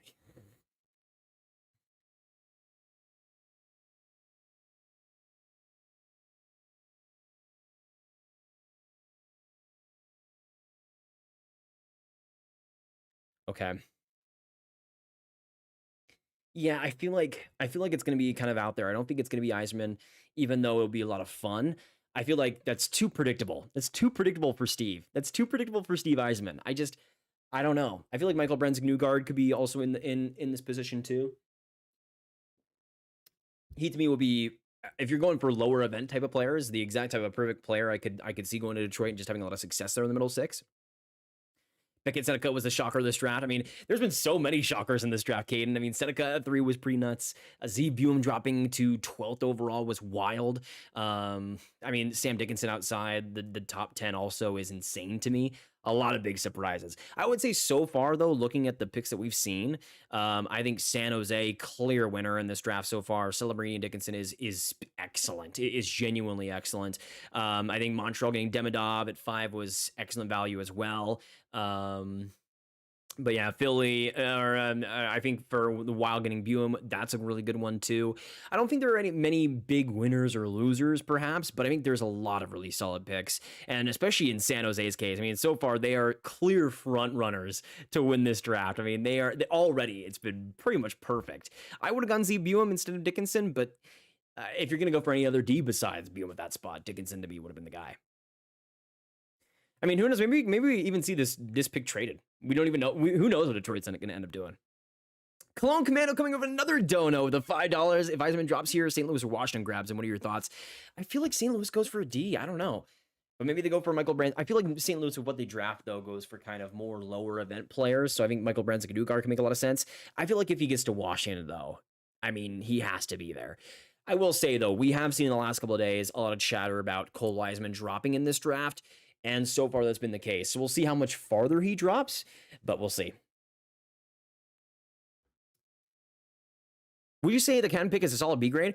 I mean, I think it's one of the best players available. I would have gone for Buem. But I can't knock them for going for Catton. He's somebody that I think just has so much skill, and sure, is it maybe a little bit too much of the center position?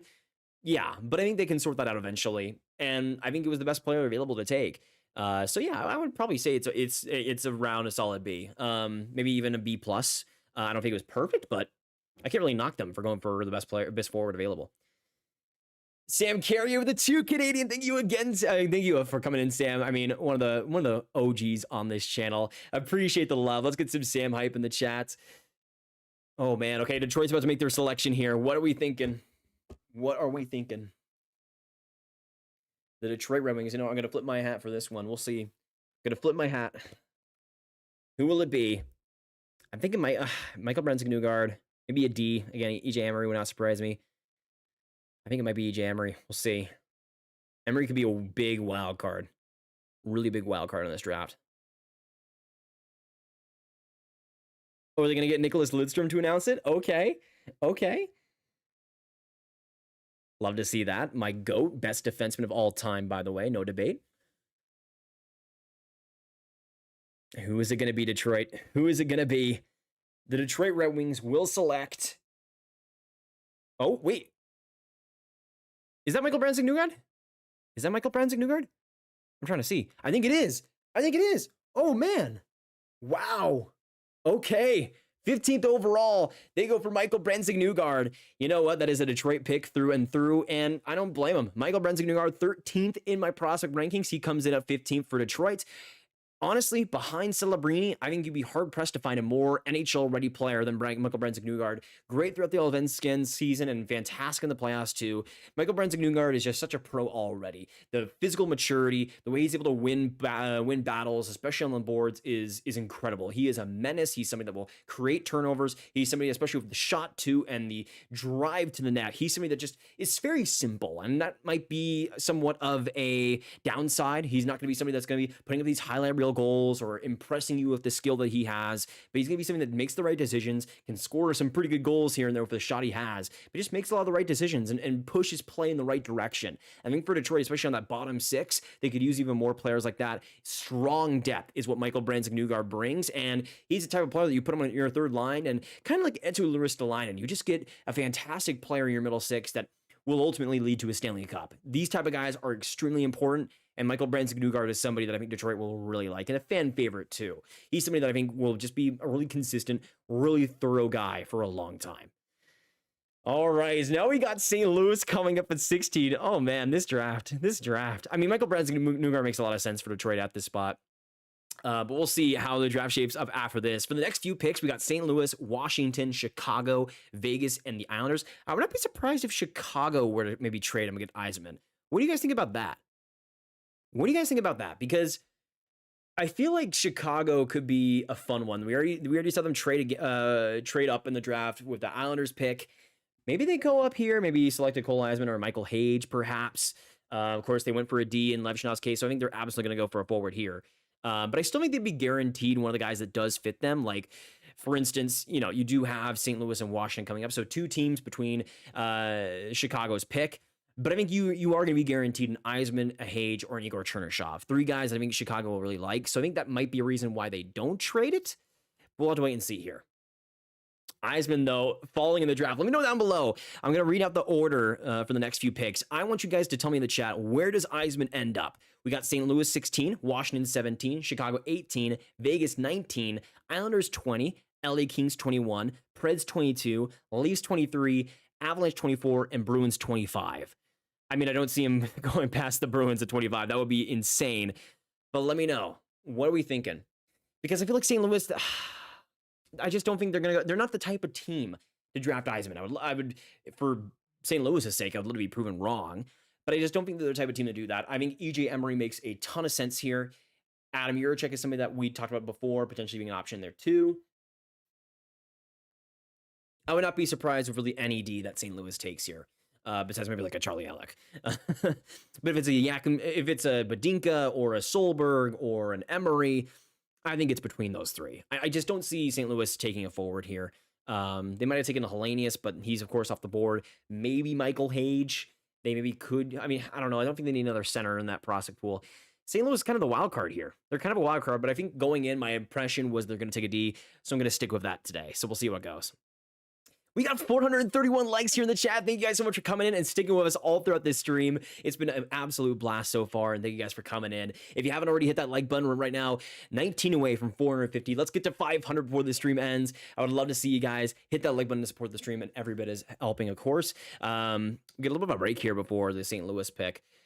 Juracek is about to be a St. Louis Blue. Would not be surprised. I mean, I've been mocking Juracek to St. Louis for like since December or something. Like I feel like it's been. I've linked them to these two parties together for a while, but we'll see. Oh yeah, Habs at 21. Sorry. Again, the site that I'm using hasn't updated the Montreal LA pick either. So, so maybe I mean if Cole Eiserman is there, you have to think, right? Imagine they get Demidov at 5 and Eiserman at 21. At 21, I don't even know what I would think about that. I don't even know what I would think about that. That would just be. I couldn't imagine a better scenario for the Habs. Not in a million years could I imagine a better scenario for the Habs. Oh baby, I can't even believe it.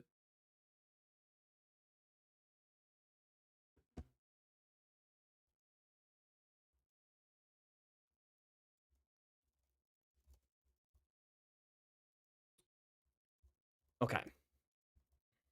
Sorry, I realized I didn't put my tweet out there that I needed to actually advertise the stream. Oops, maybe. If Habs get Demidov and Eiserman, would the Sharks or Habs have the better draft? Ooh. In terms of like stealing players, I feel like it would be San Jose, or it would be Montreal, but maybe better players in general. I think it would go San Jose, but I think in terms of like steals, Montreal for sure. Demidov at 5 is a steal. Eiserman at 21 will be a steal and a half. We'll see. I think St. Louis is going to go for a D, though. They're about to announce it here. We'll see what they go for. I think it could be Emery, maybe Juracek, maybe Solberg. A lot of options here for the Blues if they go for it. Oh, they go for Juracek. Dude, my mock from like December has happened. Adam Juracek is going to the St. Louis Blues. Here's the thing. I think a lot of people out there are going to be hesitant about this pick, and I could see why. Juracek is somebody that I kind of went lower and lower on throughout the course of the season. His injury early on really did hurt his stock. But kind of like Levshunov, he's somebody that just has so much potential. His skating is blissful. It's quick. It's efficient. He has a lot of good physical traits too. And I think once he builds into his frame, he's somebody that could be a really special defenseman. And there are some times too when play is established in the offensive end that you see a little bit more spark in Adam Juracek's game. I don't think he's David. I don't think he's going to be on David's level, but I do think a step back, Adam Juracek is still a really good D and somebody that could easily see being a great, consistent middle pairing guy. And that to me is fine at 16th overall. I mean, that's something that you take. If you get a minute munching top 4D in this range, that's not a bad pick whatsoever. I think a lot of people will say it's a bad pick, but I would be hesitant to say that yet. It's still very raw, but Juracek is the type of guy that I could absolutely see filling into his frame and becoming a really reliable guy. Definitely not going to be an NHLer for a long time. Like we're talking 3 years at least. But in St. Louis, I mean, you got to be building for something. And in Juracek's case, I think you definitely get a guy that could really bring a lot of potential. So we'll see. We'll see. But, you know, out of anybody, I'm kind of happy that St. Louis didn't go for Eiserman, personally. Kind of happy, personally. But yeah, they go for Juracek. And now we got Washington on the board next up. Honestly, I mean, they could... Washington could go for Eiserman, but I feel like you might just go to Chicago. I feel like it's just too good. It's too perfect, right? It's too perfect. So I think maybe Washington could maybe take a Chernyshov. I could see potentially a Solberg. Maybe even Michael Hage also, I mentioned before, as potential fit for them. That could make sense.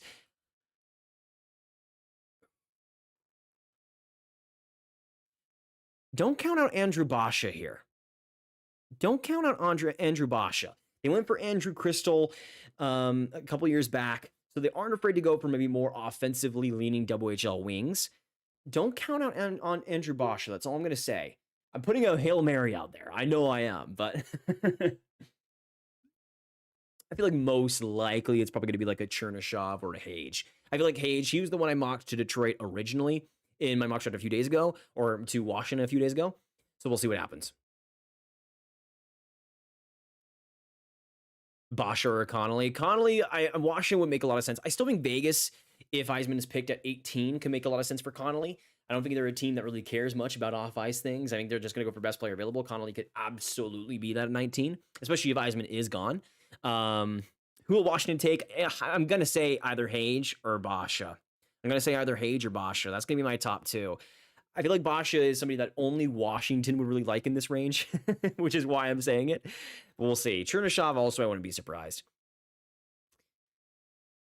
I'm starting to not like Habs trade for the 21st. Yeah, it's kind of in a weird spot. If they do have the chance for Eiserman, though, then sure. The trade that San Jose did to trade up before this draft, though, looked pretty great. So we'll see if Montreal is also in that same range.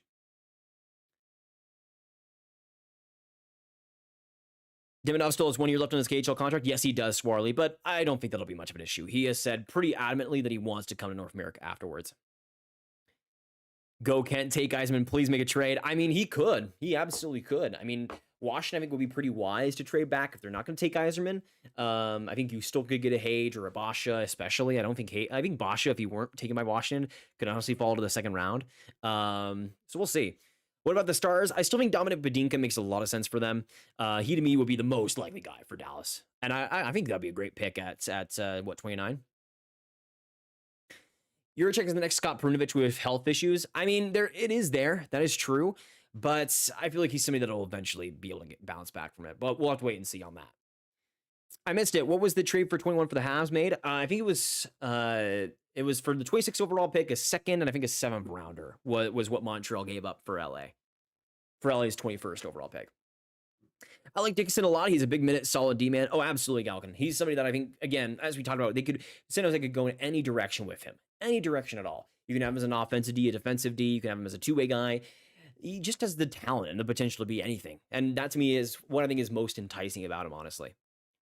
There are some weird decision-making issues there, and there are times where I think he can kind of force plays offensively, but I think those are things that will ultimately correct itself with more time in the OHL. Washington doesn't care about a player's rep. They have Wilson, Milano, and Dubois now. That is true. I mean, Connolly could be really interesting in Washington. Really, really interesting. They're stacking up their one-dimensional offensive players. Carlson was not as responsible as Dickinson on D. Oh, absolutely not. Eiserman to the Blackhawks. It is the will of God. DC often defies the Almighty, but they best not do it there. I mean, it's gonna happen. We all know Eiserman's gonna go to Chicago. We all know it's gonna happen. Come on. Okay, Washington's. Is that Parasak? Oh boy. Oh, okay.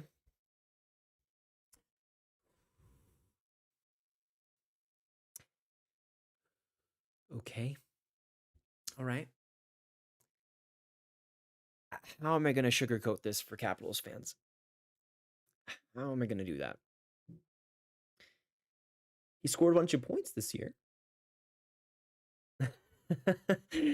Here's the thing.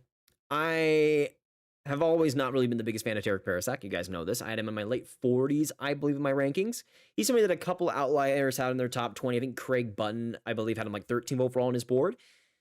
Parasak's a dirty dog. He's somebody that gets in deep in the night. He's somebody that can just fly under the radar and get the job done there. I like that ability. I also think he just has a good scoring touch. He knows how to connect with teammates. He knows where to be. And I think that aids to a lot of his success that he had this year.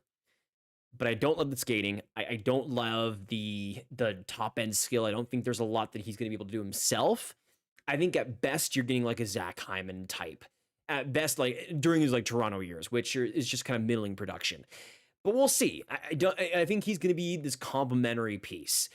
I'm really surprised that it would be Washington that does this, honestly, because I don't think they need more complementary pieces. I think they need more pure pace pushing players.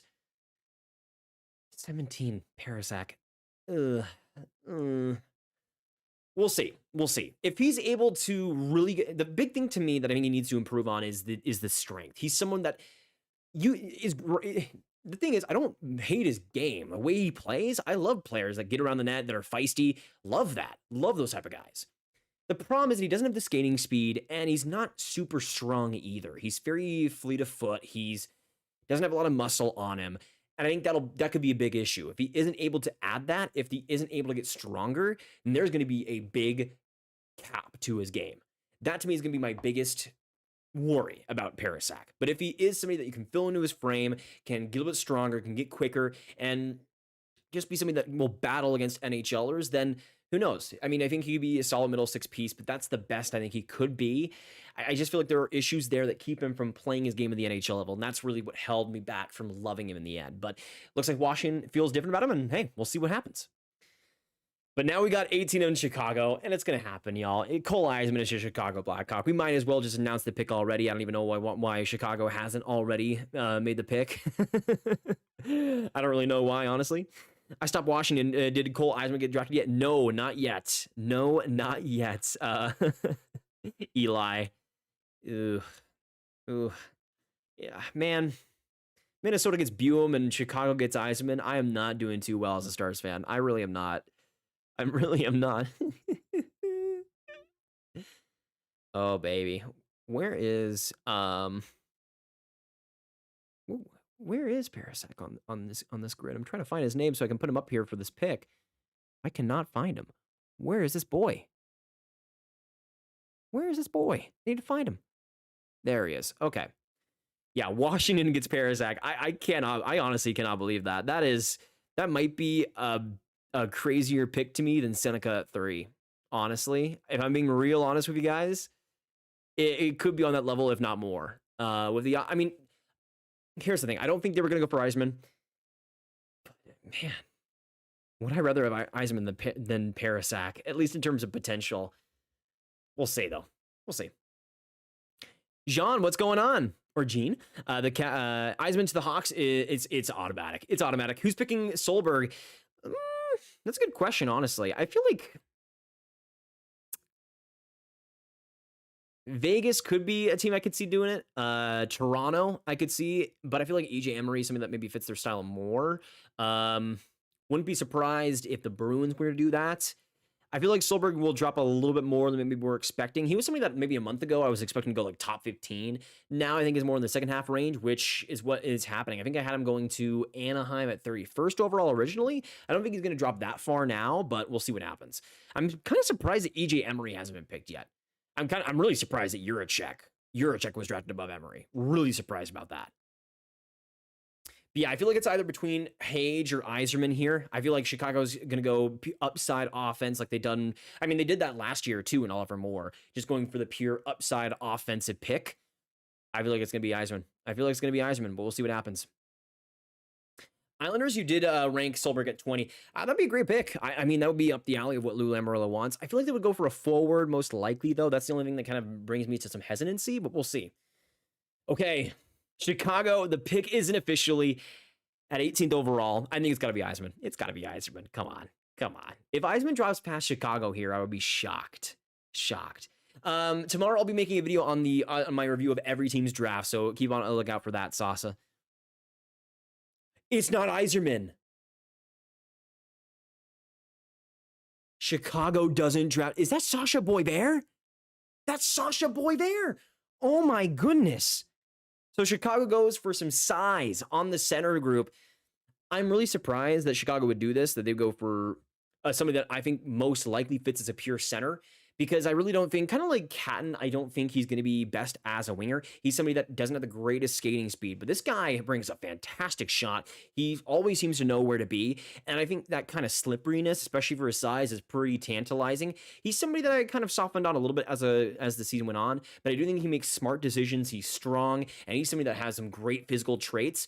I don't think he's going to be this incredible offensive producer, but I could absolutely see Boisvert being this solid middle six center that's reliable, that's solid, and just really plays up the ice in a strong way. Kind of reminds me, I guess, a little bit of Connor Kiki back in his draft year, if you guys remember that. Kind of had some of the same issues where there were times where I was left wanting more, especially with the foot speed. But I think Boisvert at 18, it's not a horrible pick whatsoever. I would have gone Eiserman. I think that would have been perfect for them. But Boisvert at 18, I knew he was going to go a little bit higher than some people expected just because of the pro traits that he does have. But we'll see. We'll see. Man, this is interesting, though. Eiserman dropping outside the top 18. I feel like for Vegas, they're going to go for one of the USA guys in Connolly or Eiserman. Or they could go for a D. I mean, EJ Emery could be there as well. Solberg could be a really interesting fit. But I feel like Vegas is just going to go for best player available. And man, do they have some options. They have some options in this year's draft. Vegas could come away with Eiserman, Michael Hage, Igor Chernyshov. I mean, take your pick. Take your pick, man. Trevor Connolly? Are you kidding?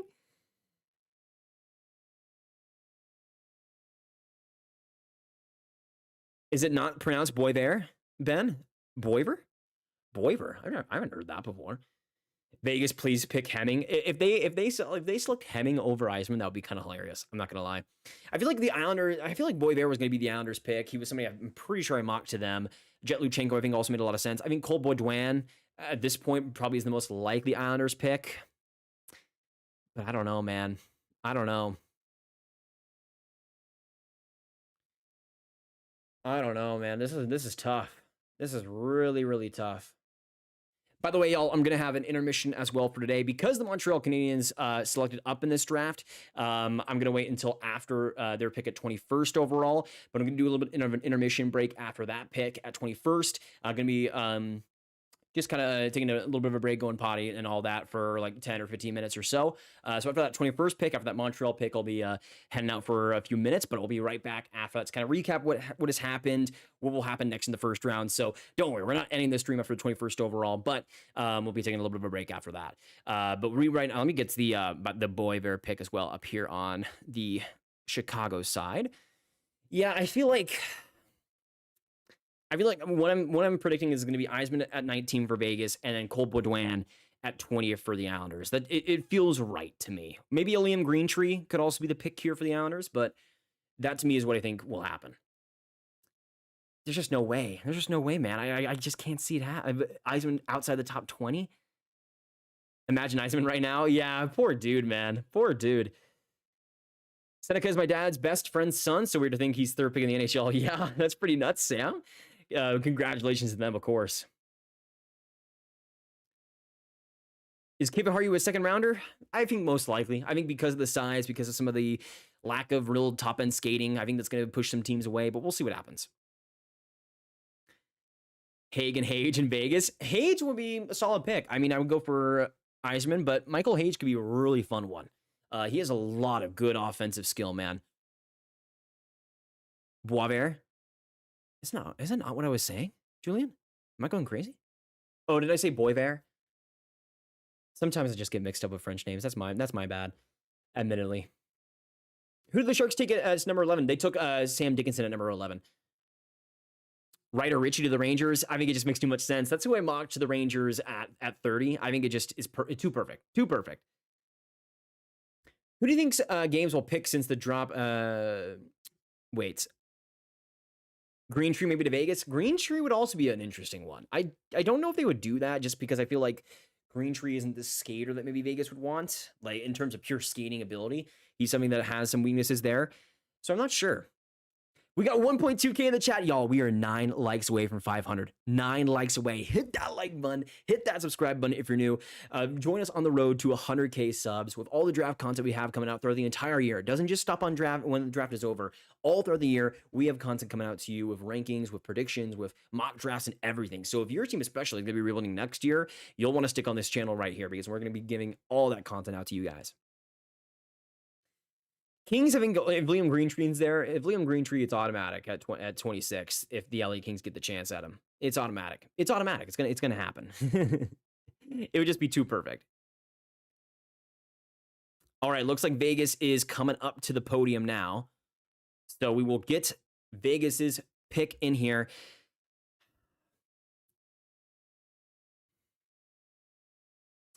You know what? I might be convinced with the Hage pick. We'll see. Clay with a 491 for you, Nate. Thank you so much, Go. It's good to see you in here tonight. What do you think of the your check pick, by the way? Do you think some of your fans watching you in a couple years will be in the NHL? I mean, I hope so. That'd be pretty cool. I did get a comment one time that somebody like way back in like 2019 that was saying that he was Shane Wright, who, by the way, was like 15 at the time, so it could have made sense. I don't know. Shane Wright might have been watching my videos. You never know. You never know. I might have to ask him one day. All right, who will Vegas pick? We will find out here today. Will they go for the high upside? Connolly, Eiserman. Oh, I think that's Connolly. Is that Connolly? It looks like it. Trevor Connolly, 19th overall to Vegas Golden Knights. You know what? That makes a lot of sense. That's who I predicted to go to Vegas in my mock draft a few days back. Connolly goes to the Vegas Golden Knights. In terms of top-end potential, top-end skill level, you're going to be hard-pressed to find many forwards better than Connolly in this year's draft. He reminds me a lot of Trevor Zegras in the way that he was able to be a magician all around the ice. Wherever he went, he was somebody that just individually had so much brimming from him. He is a creator, though. He's not somebody that just relies on his skill. He's somebody that wants to drive the net, wants to drive around the net and create from there. And that to me is going to be a huge strength. I do think he has the frame to get a little bit more bulky and play more physical. I don't think that'll ever be a great strength of him. And obviously defensively, there are some massive deficiencies. But I do like Connolly, the top end potential there in Vegas. Of course, as a team not really care about the off-ice issues. And in Connolly's case, the potential you get there, I could see Connolly becoming a first-line forward. I genuinely could with the talent he has. I think it would take a lot of patience and some legroom there. But I don't think it's out of the question. Would I have gone for Eiserman? Probably. But I mean, Connolly is still a very, very interesting pick at 19. In terms of just the player on the ice, you're getting a really interesting bet here. But now we go into the New York Islanders at 20th overall. Guys, I think it's going to be Boisvert, or I think it's going to be Baudouin at 20th overall, which could potentially leave the Habs with Cole Eiserman. Y'all get some Cole hype in the chat. Can we have Cole in the Habs system? I need to see it happen. All the Habs fans in here, get it going. Get it going. Solberg to the Habs, that would be pretty interesting. I prefer to get Hage at 21. Michigan guy is way better. I mean, Hage would be a lot of fun too. He's also somebody that could play the wing, so he's a little bit diverse there. And he could play the right wing too. So you get Demidov, you get Hage. I wouldn't mind that whatsoever. Dave with the 5 coming in. Do the Avs trade Colton for Drouin cap space? It seems like that is a possibility. I don't know if it'll happen today in this draft, but maybe they find a way to make something work. It seems like Colton will eventually, though, end up leaving Colorado, which is a shame, but it seems like they want to make some cap space here, and that is the priority. Oh, boy. We need Cole with Cole. We need Cole with Cole. I mean, imagine there's Cole Baudouin and then Cole Eiserman. I mean, a back-to-back Coles in the draft. I would much prefer Cole Eiserman, though. I love Cole Baudouin. He's my boy. Like Jit Luchenko, hard-working OHL guys, but Eiserman's on a different level. Eiserman's just on a different level. Eiserman plays left wing. If Page was drafted, I think he'd be a right wing if he were to transition there. What do you think of Aaron Kiviharju? He's somebody I'm a lot lower on compared to most. I love the passing ability, and obviously the ability to connect with his teammates, the smarts there is incredible. Besides that, though, I don't love his skating, especially up the ice. He's not going to be somebody that's bursting with speed, and with his size at like 5'9", I think you kind of need to be more of an offensive D, and I just don't think he has the ability to create for himself or get out of his zone himself, especially with the raw physical play there. I just see a lot of hurdles that need to happen for Kiviharju to be an NHLer. If he pops, I think he'll be really good, but there's big boomer bust there. Big boomer bust. Really happy to see the Blues get a defenseman who will shape up to be a worth a shot. I mean, Riker, Juracek absolutely could. I mean, give him some patience. He will take a lot of time, granted. but he could be really good in that middle pair, I feel like. Eiserman better not end up with Boston. Don't put that in the world. Don't you dare put that in the world, Malakas. What do you think of Z Buem or whatever his name is? Incredible, Aiden. I mean, I don't know if you're a Minnesota fan, Aiden, but incredible pick. Fantastic pick for the Minnesota Wild. I love him with the offensive confidence, with the passing ability, the vision. Insane. Insane. Eiserman or Greentree for Montreal. I would rather go Eiserman, but Greentree also would be a pretty good pick. I feel like at 21, that's just house money, honestly. I don't know, though, because Liam Greentree is... would there be a case where...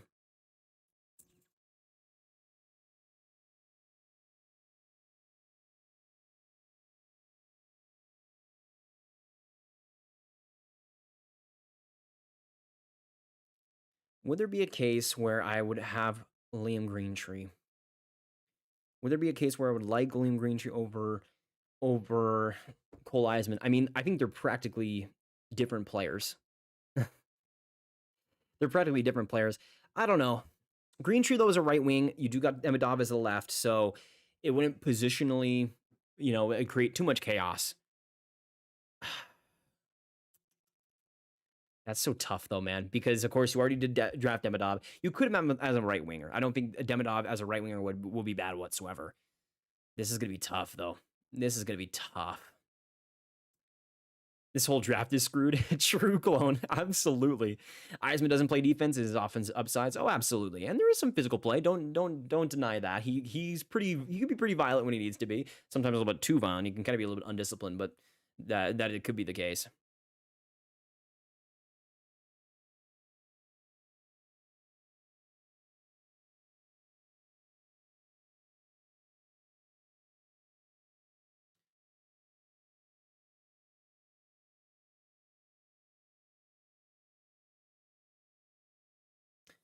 I don't know what to think. I mean, I feel like for the Islanders, but Boisvert would have been perfect. I think that was exactly who they're going to go for.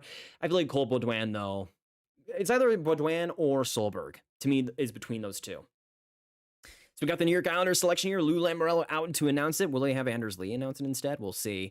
But the Islanders are about to announce it here. Get your predictions down below. I'm thinking it's either Solberg or Baudouin. If they go Eiserman, I would be shocked, genuinely shocked. Though that would be hilarious. That would be kind of hilarious. Maybe they like him for like the same reasons they like the Flyers would want him, like for the violence he could bring. Oh, no way. The Islanders steal Cole. Wow. Was Lou cooking? Cole Eiserman, 20th overall to the New York Islanders. Kind of surprised, again, the Islanders would do that considering their Oliver Wahlstrom history and their Kiefer Bellows history. That is a shock. That is a genuine shock. I mean, I think they would like him because of some of the physical play there, but that's like the exact type of opposite player that the Islanders usually like. But man, that's kind of fun. Eiserman with the Islanders is fun as heck. And that is instantly, by far, their best prospect in the pool.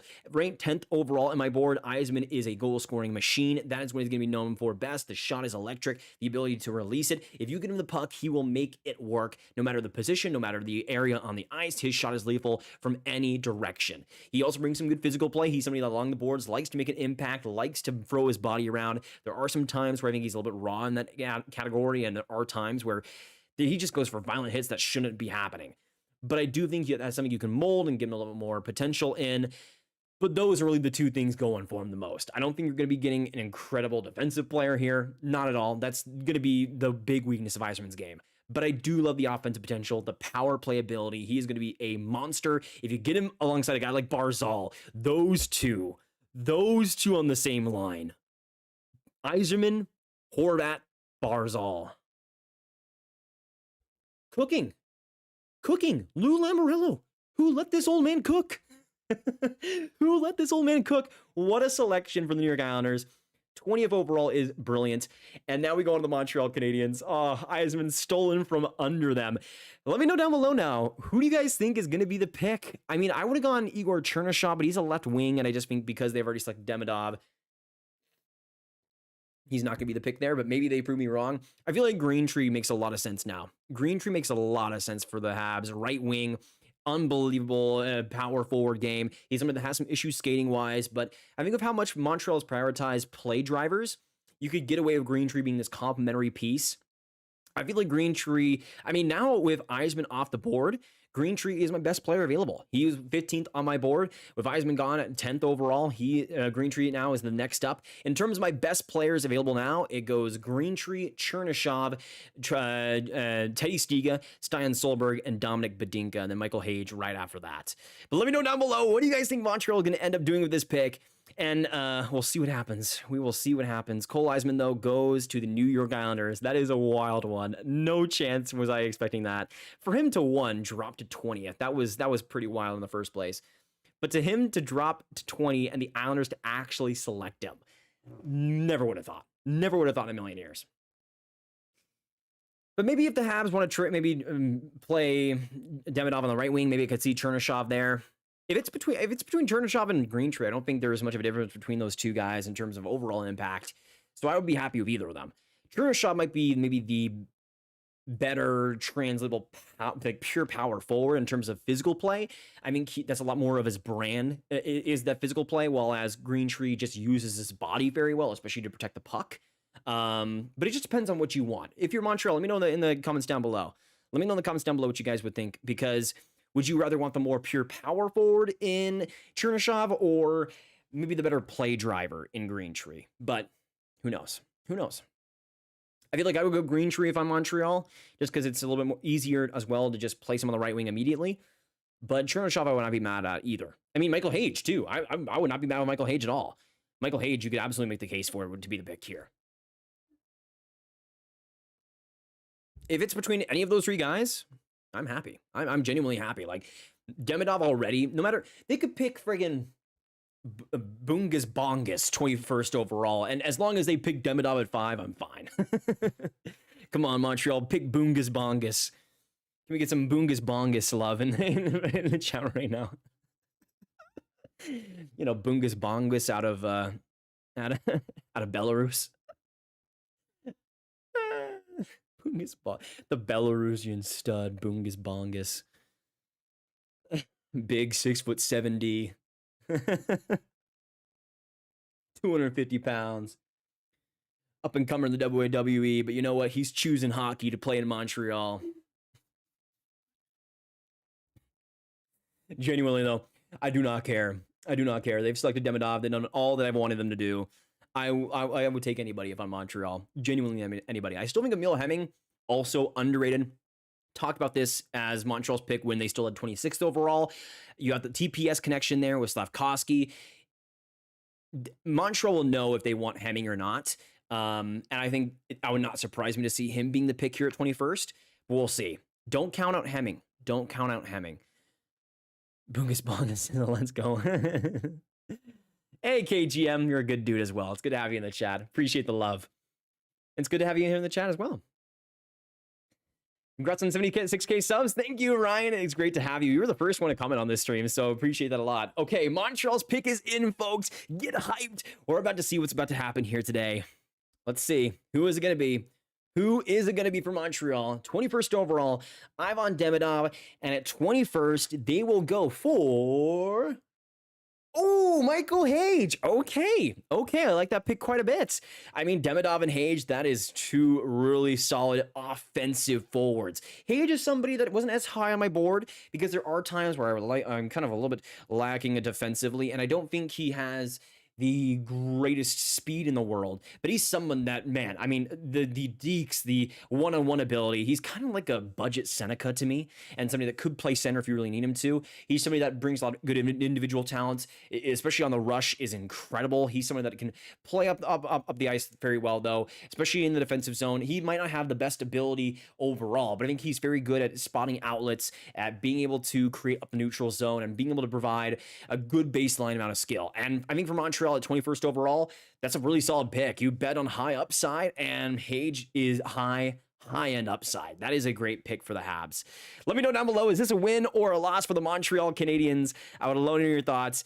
I think it's a pretty good one. I mean, it wouldn't have been my exact pick, but I can't really hate on this pick whatsoever. Michael Hage is going to be a fun one. By the way, this will show Ellie's pick, but the logos haven't been updated, so this will be Montreal's. We got the next few picks in Nashville, Toronto, Colorado, Boston as well. But I'm going to take a little bit of an intermission break here today, folks, because I need to take some time to just go to the bathroom and get myself all collected for the rest of this first round. So I'm going to take about 10 to 15 minutes with y'all, and let me see if I get the intermission thing popped up here.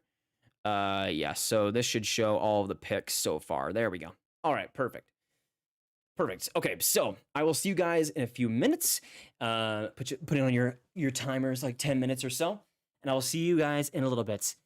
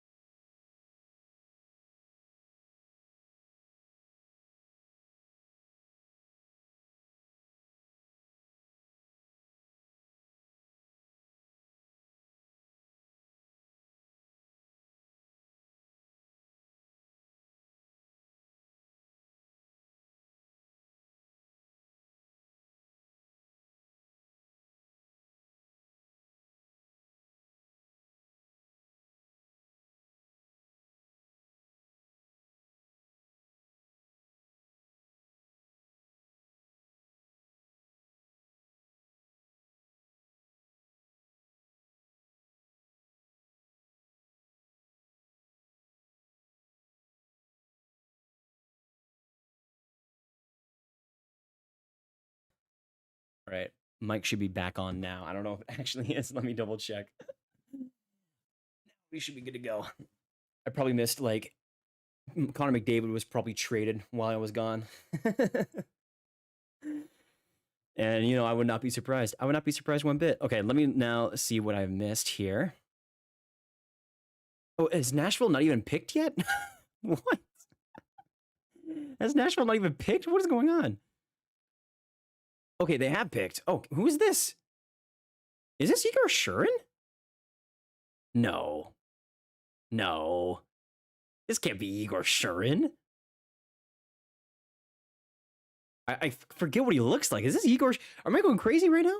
By the way, we are back, ladies and gentlemen. Thank you guys so much for coming in. We got 800 people still with us. Thank you guys for joining me back for the second half.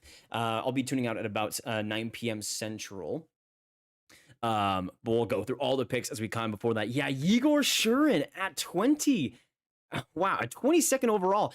I mean, Igor Shurin was somebody that I think was going to go pretty high in this draft. I like him quite a bit. He just rose more and more as this whole draft process went for me. He's somebody that has such good individual skill. He's smart. He's collected. He handles physical pressure incredibly well. And he's somebody that you could play as a center, as a wing. He's diverse in the game he plays. He can go in any one direction and bring some good talent and confidence. I like Igor Shurin a lot. He's somebody that I think has some lapses in judgment. He sometimes makes some weird, odd decisions in all zones of the ice. But Igor Shurin is a fun one. That could be a really good one to look back on, because I think talent is absolutely there with Igor Shurin. I don't know if I would have picked him this high. That to me is pretty nuts. But still, I mean, I like the confidence from Nashville. I like the confidence quite a bit. Igor Shurin has a lot of potential. As just an overall player. So yeah, I wouldn't say that's like a W or an L. I think that's kind of just in the middle. Just a decent pick by Nashville. We'll see how it goes. Now we have the Toronto Maple Leafs. I am shocked that both EJ Emery and Solberg haven't been picked, but it's got to be Emery. We have heard everything about how Emery's going to be the pick for the Leafs. It has to happen, right? It has to. Macklin with the 37-month membership. Thoughts on the Suter buyout or the Delhi trade? Should Dallas take a step back and work up through the draft? Also, congrats Panthers fans. Absolutely. Congrats to the Panthers fans on this channel as well. I love the Suter buyout, especially if there is going to be a Tanev re-signing. That was perfect. And also, trading Delhi doesn't really surprise me either. I feel like he was just somebody kind of on his way out. Really didn't play much in the first half for the Stars. I think it makes sense. But no, Dallas should not take a step back. Don't they dare. They should never take a step back. Oh, man. Let me know in the chat as well, guys. Do you think this whole draft experience with the spear and everything, do you think it's good? Do you think they should keep it going? Because I think they should keep the spear going. I mean, it's such a cool event, all the graphics and everything. I haven't been able to hear, so I don't know if there's like any technical issues or anything crazy, but we'll see. Apparently, we have Brad Treliving fielding the phones right now. Maybe we see a trade in the works with Toronto. Let's see, folks. Let's see. I feel bad for Pavelski, man. That guy deserved a cup. Absolutely, Leif. Absolutely. I hope he doesn't retire. I really hope. Can we see all the picks again? Yes, Chris. I'll show them here on the screen, or at least as much as I can. So you had Celebrini, Levshunov, Seneca, Lindstrom, Demidov, Iginla, Yakimchuk, Catton, Perek, Silayev, Dickinson, Buom going to Minnesota. We had a Minnesota-Philly swap, so it would be Minnesota at 12, and then Lachenko going to Philly at 13.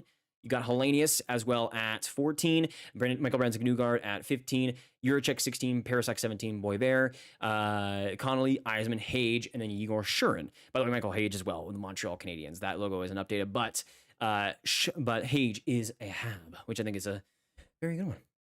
Yeah, it looks like a team is traded up here with the Toronto Maple Leafs. This one's pretty fascinating. I mean, Toronto, Kyle Dubas loved to trade up or trade down in the draft. Looks like Toronto is continuing that draft tradition. I don't hate it. We'll see what the trade actually looks like. I don't know who's trading up here. People are saying Anaheim. The Ducks are trading up. Oh. They got to be going for Emery, right? They got to be going for Emery. That makes a lot. It's going to be either Emery or Solberg. I hope it's Solberg because I had originally Anaheim drafting him at 31. We'll see. Chili with a 2. Ducks trade up with Toronto. Oh boy, we got some more trades. Chili, it's good to see you in here. Another OG of the channel. My man.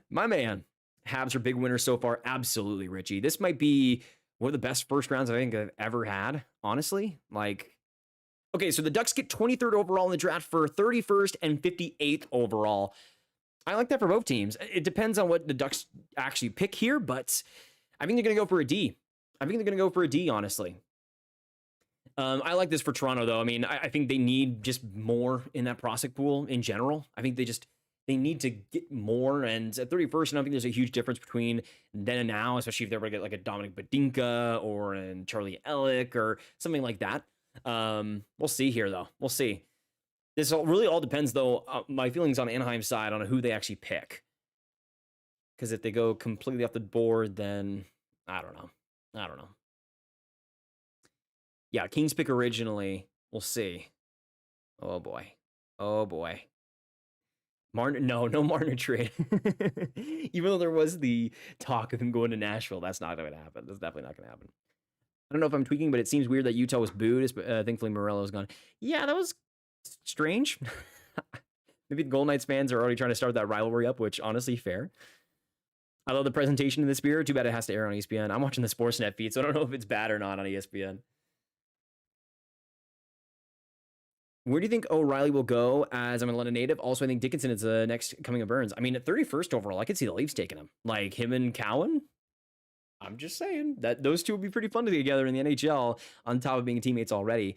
I feel like in that late first, though. I mean, I could see a bunch of teams going after him. I like Sam O'Reilly a lot. I wouldn't be surprised if he's like the Flames pick at 28. I feel like that would make a lot of sense. Maybe even 25. I'm kind of surprised that Colt Baudouin hasn't been drafted. He might be the pick for Anaheim. Colt Baudouin was definitely somebody I kind of expected to be a little bit of a jump, like a top 20 guy maybe. Just the way he plays, the intensity there. Oh boy. I feel like it's got to be E.J. Emery though. E.J. Emery just makes too much sense here for the Ducks. Maybe Liam Greentree. I think they already went for a right wing in Seneca. I don't think they go for another one. Let's see what Anaheim does here. With their second pick in the 2024 NHL Draft, the Anaheim Ducks will select, drumroll please. Please? Anaheim, stop talking. Please tell me. Please tell me. Who is it going to be?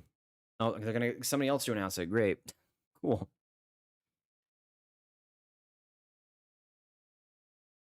Oh, is that Solberg? I think that's Solberg. I can't hear the actual broadcast feed. Yes, it's Stian Solberg. So originally in my mock draft a few days ago, I had Solberg going 31st to Anaheim. He goes 23rd. They rise up in the draft to get him. I love that pick for the Anaheim Ducks. Absolutely adore it. So instead of going for Z Bume at 3rd overall, they get their left-handed D in Solberg, who will be exactly what Anaheim needs. Violent, physical D, somebody that will wear you down in every area of the ice, but especially along his own net. He is ruthless. He is somebody that, with his size, uses it perfectly. He has strong edges. He's someone that is able to push off the puck perfectly well. And I don't think there's going to be much offense, but kind of like Anton Silayev, you are worrying about the offense. That's not what you're getting him for. You're getting Solberg for the defensive play, and man, is this guy a mature beast already. I love Solberg. This second half has been kind of a revelation for me. He's just gotten better and better, was great at the World Championships.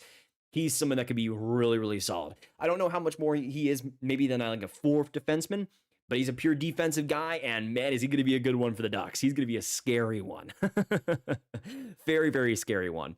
He was somebody that, in my personal board, I had ranked 20th overall. So for the Ducks, getting him at this spot at, 23, I believe? Great value. And they trade up to get him at this spot. I don't mind it whatsoever.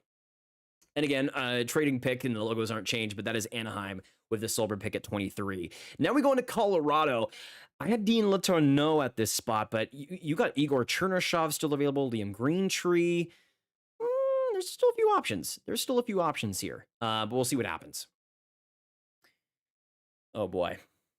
Is Demidov NHL ready for next season? I don't think so, but he has one more year in his KHL contract, so it wouldn't matter. I think him having another year in Russia will be good for him, though, and having the pro competition will be good for him, too. So I don't think it's a bad thing, necessarily, that it works out that way. Do you think Boston takes Stiga, hometown kid? I feel like with the way I don't think he's big enough for Boston to really go after, but we'll see what happens here. But Colorado, the pick is in. We'll see what they go for here. Or, well, maybe they might go for a trade. We'll see.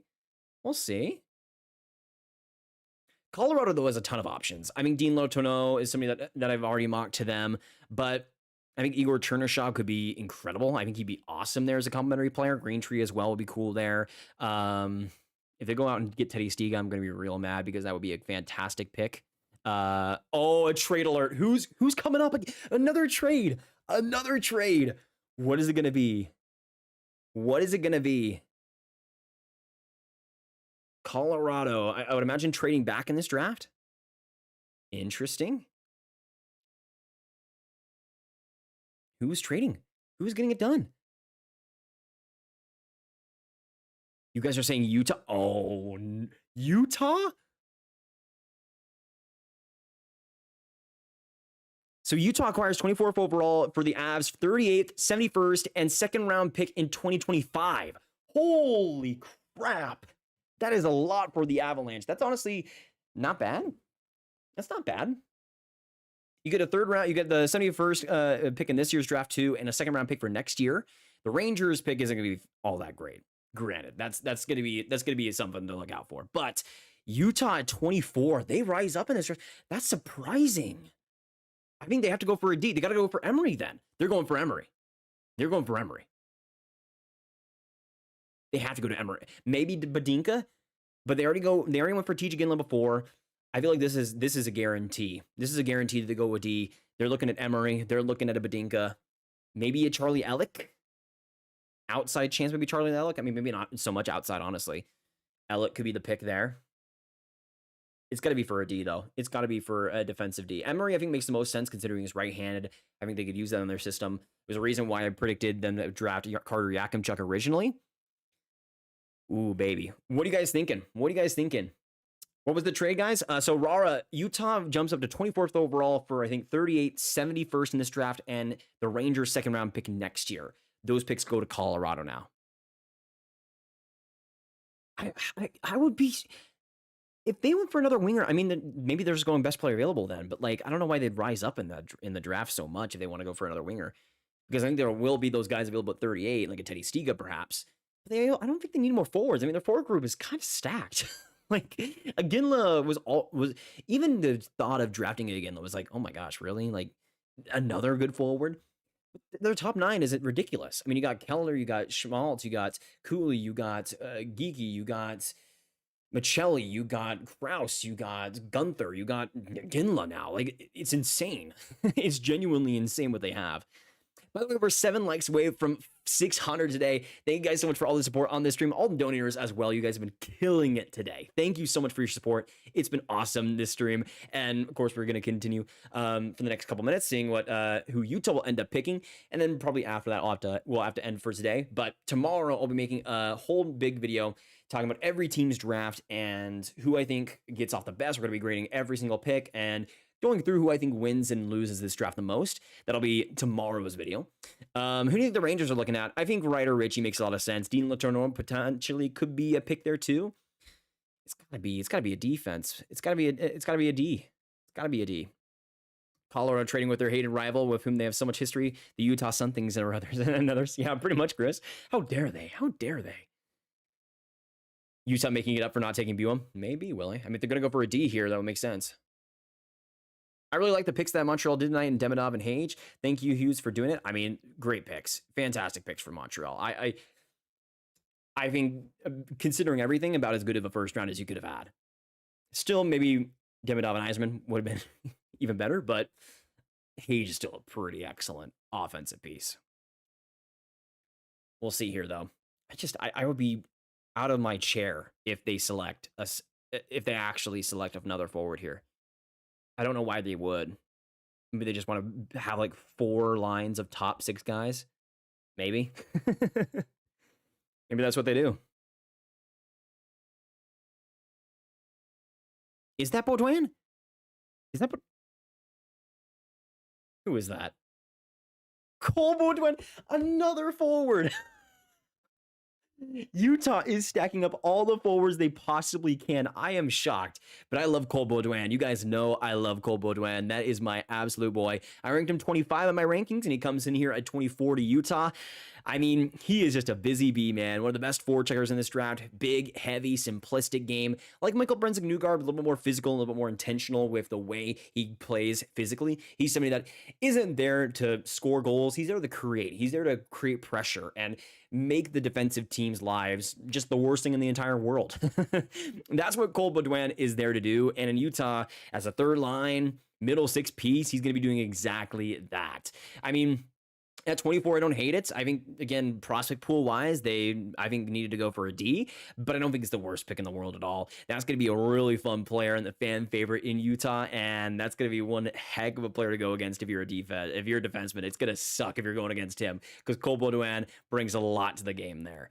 But we now got the first 24 picks here live, and we're going to wrap it up here because I don't think the next pick is going to happen before 9 p.m. I would be shocked. I'd have to go through the whole shebang and everything. So we're going to end it here, right here today. Thank you guys so much for joining me for almost all of the first round. And of course, tomorrow we're making a big video reviewing every team's first round. So subscribe and hit the notification bell so you don't miss that. But thank you guys so much for joining me for a lot of this first round, a huge chunk of it. And we had some huge surprises, man. What a first round this was. It was an absolute spectacle. And thank you guys so much for coming in. You guys were absolute beauts. And for everybody also that stuck around after the intermission, y'all killed it. Thank you guys so much for that. But I want to shout out everybody in the stream. We got Rich, we got Frame, we got Kyle, Pito, JBVE Gaming, J2 Luke, Vinny Cheesecake, Benjamin, Caden, Tyler, MJ, Joshua, T-Bear, Waterbug, Zachary, Victor, Swarley, Eric, and more, Petro, MJ Edits, Willie, Canadian Music. Thank you guys all for coming in. And of course, if you haven't hit that like button, haven't hit the subscribe button, do it.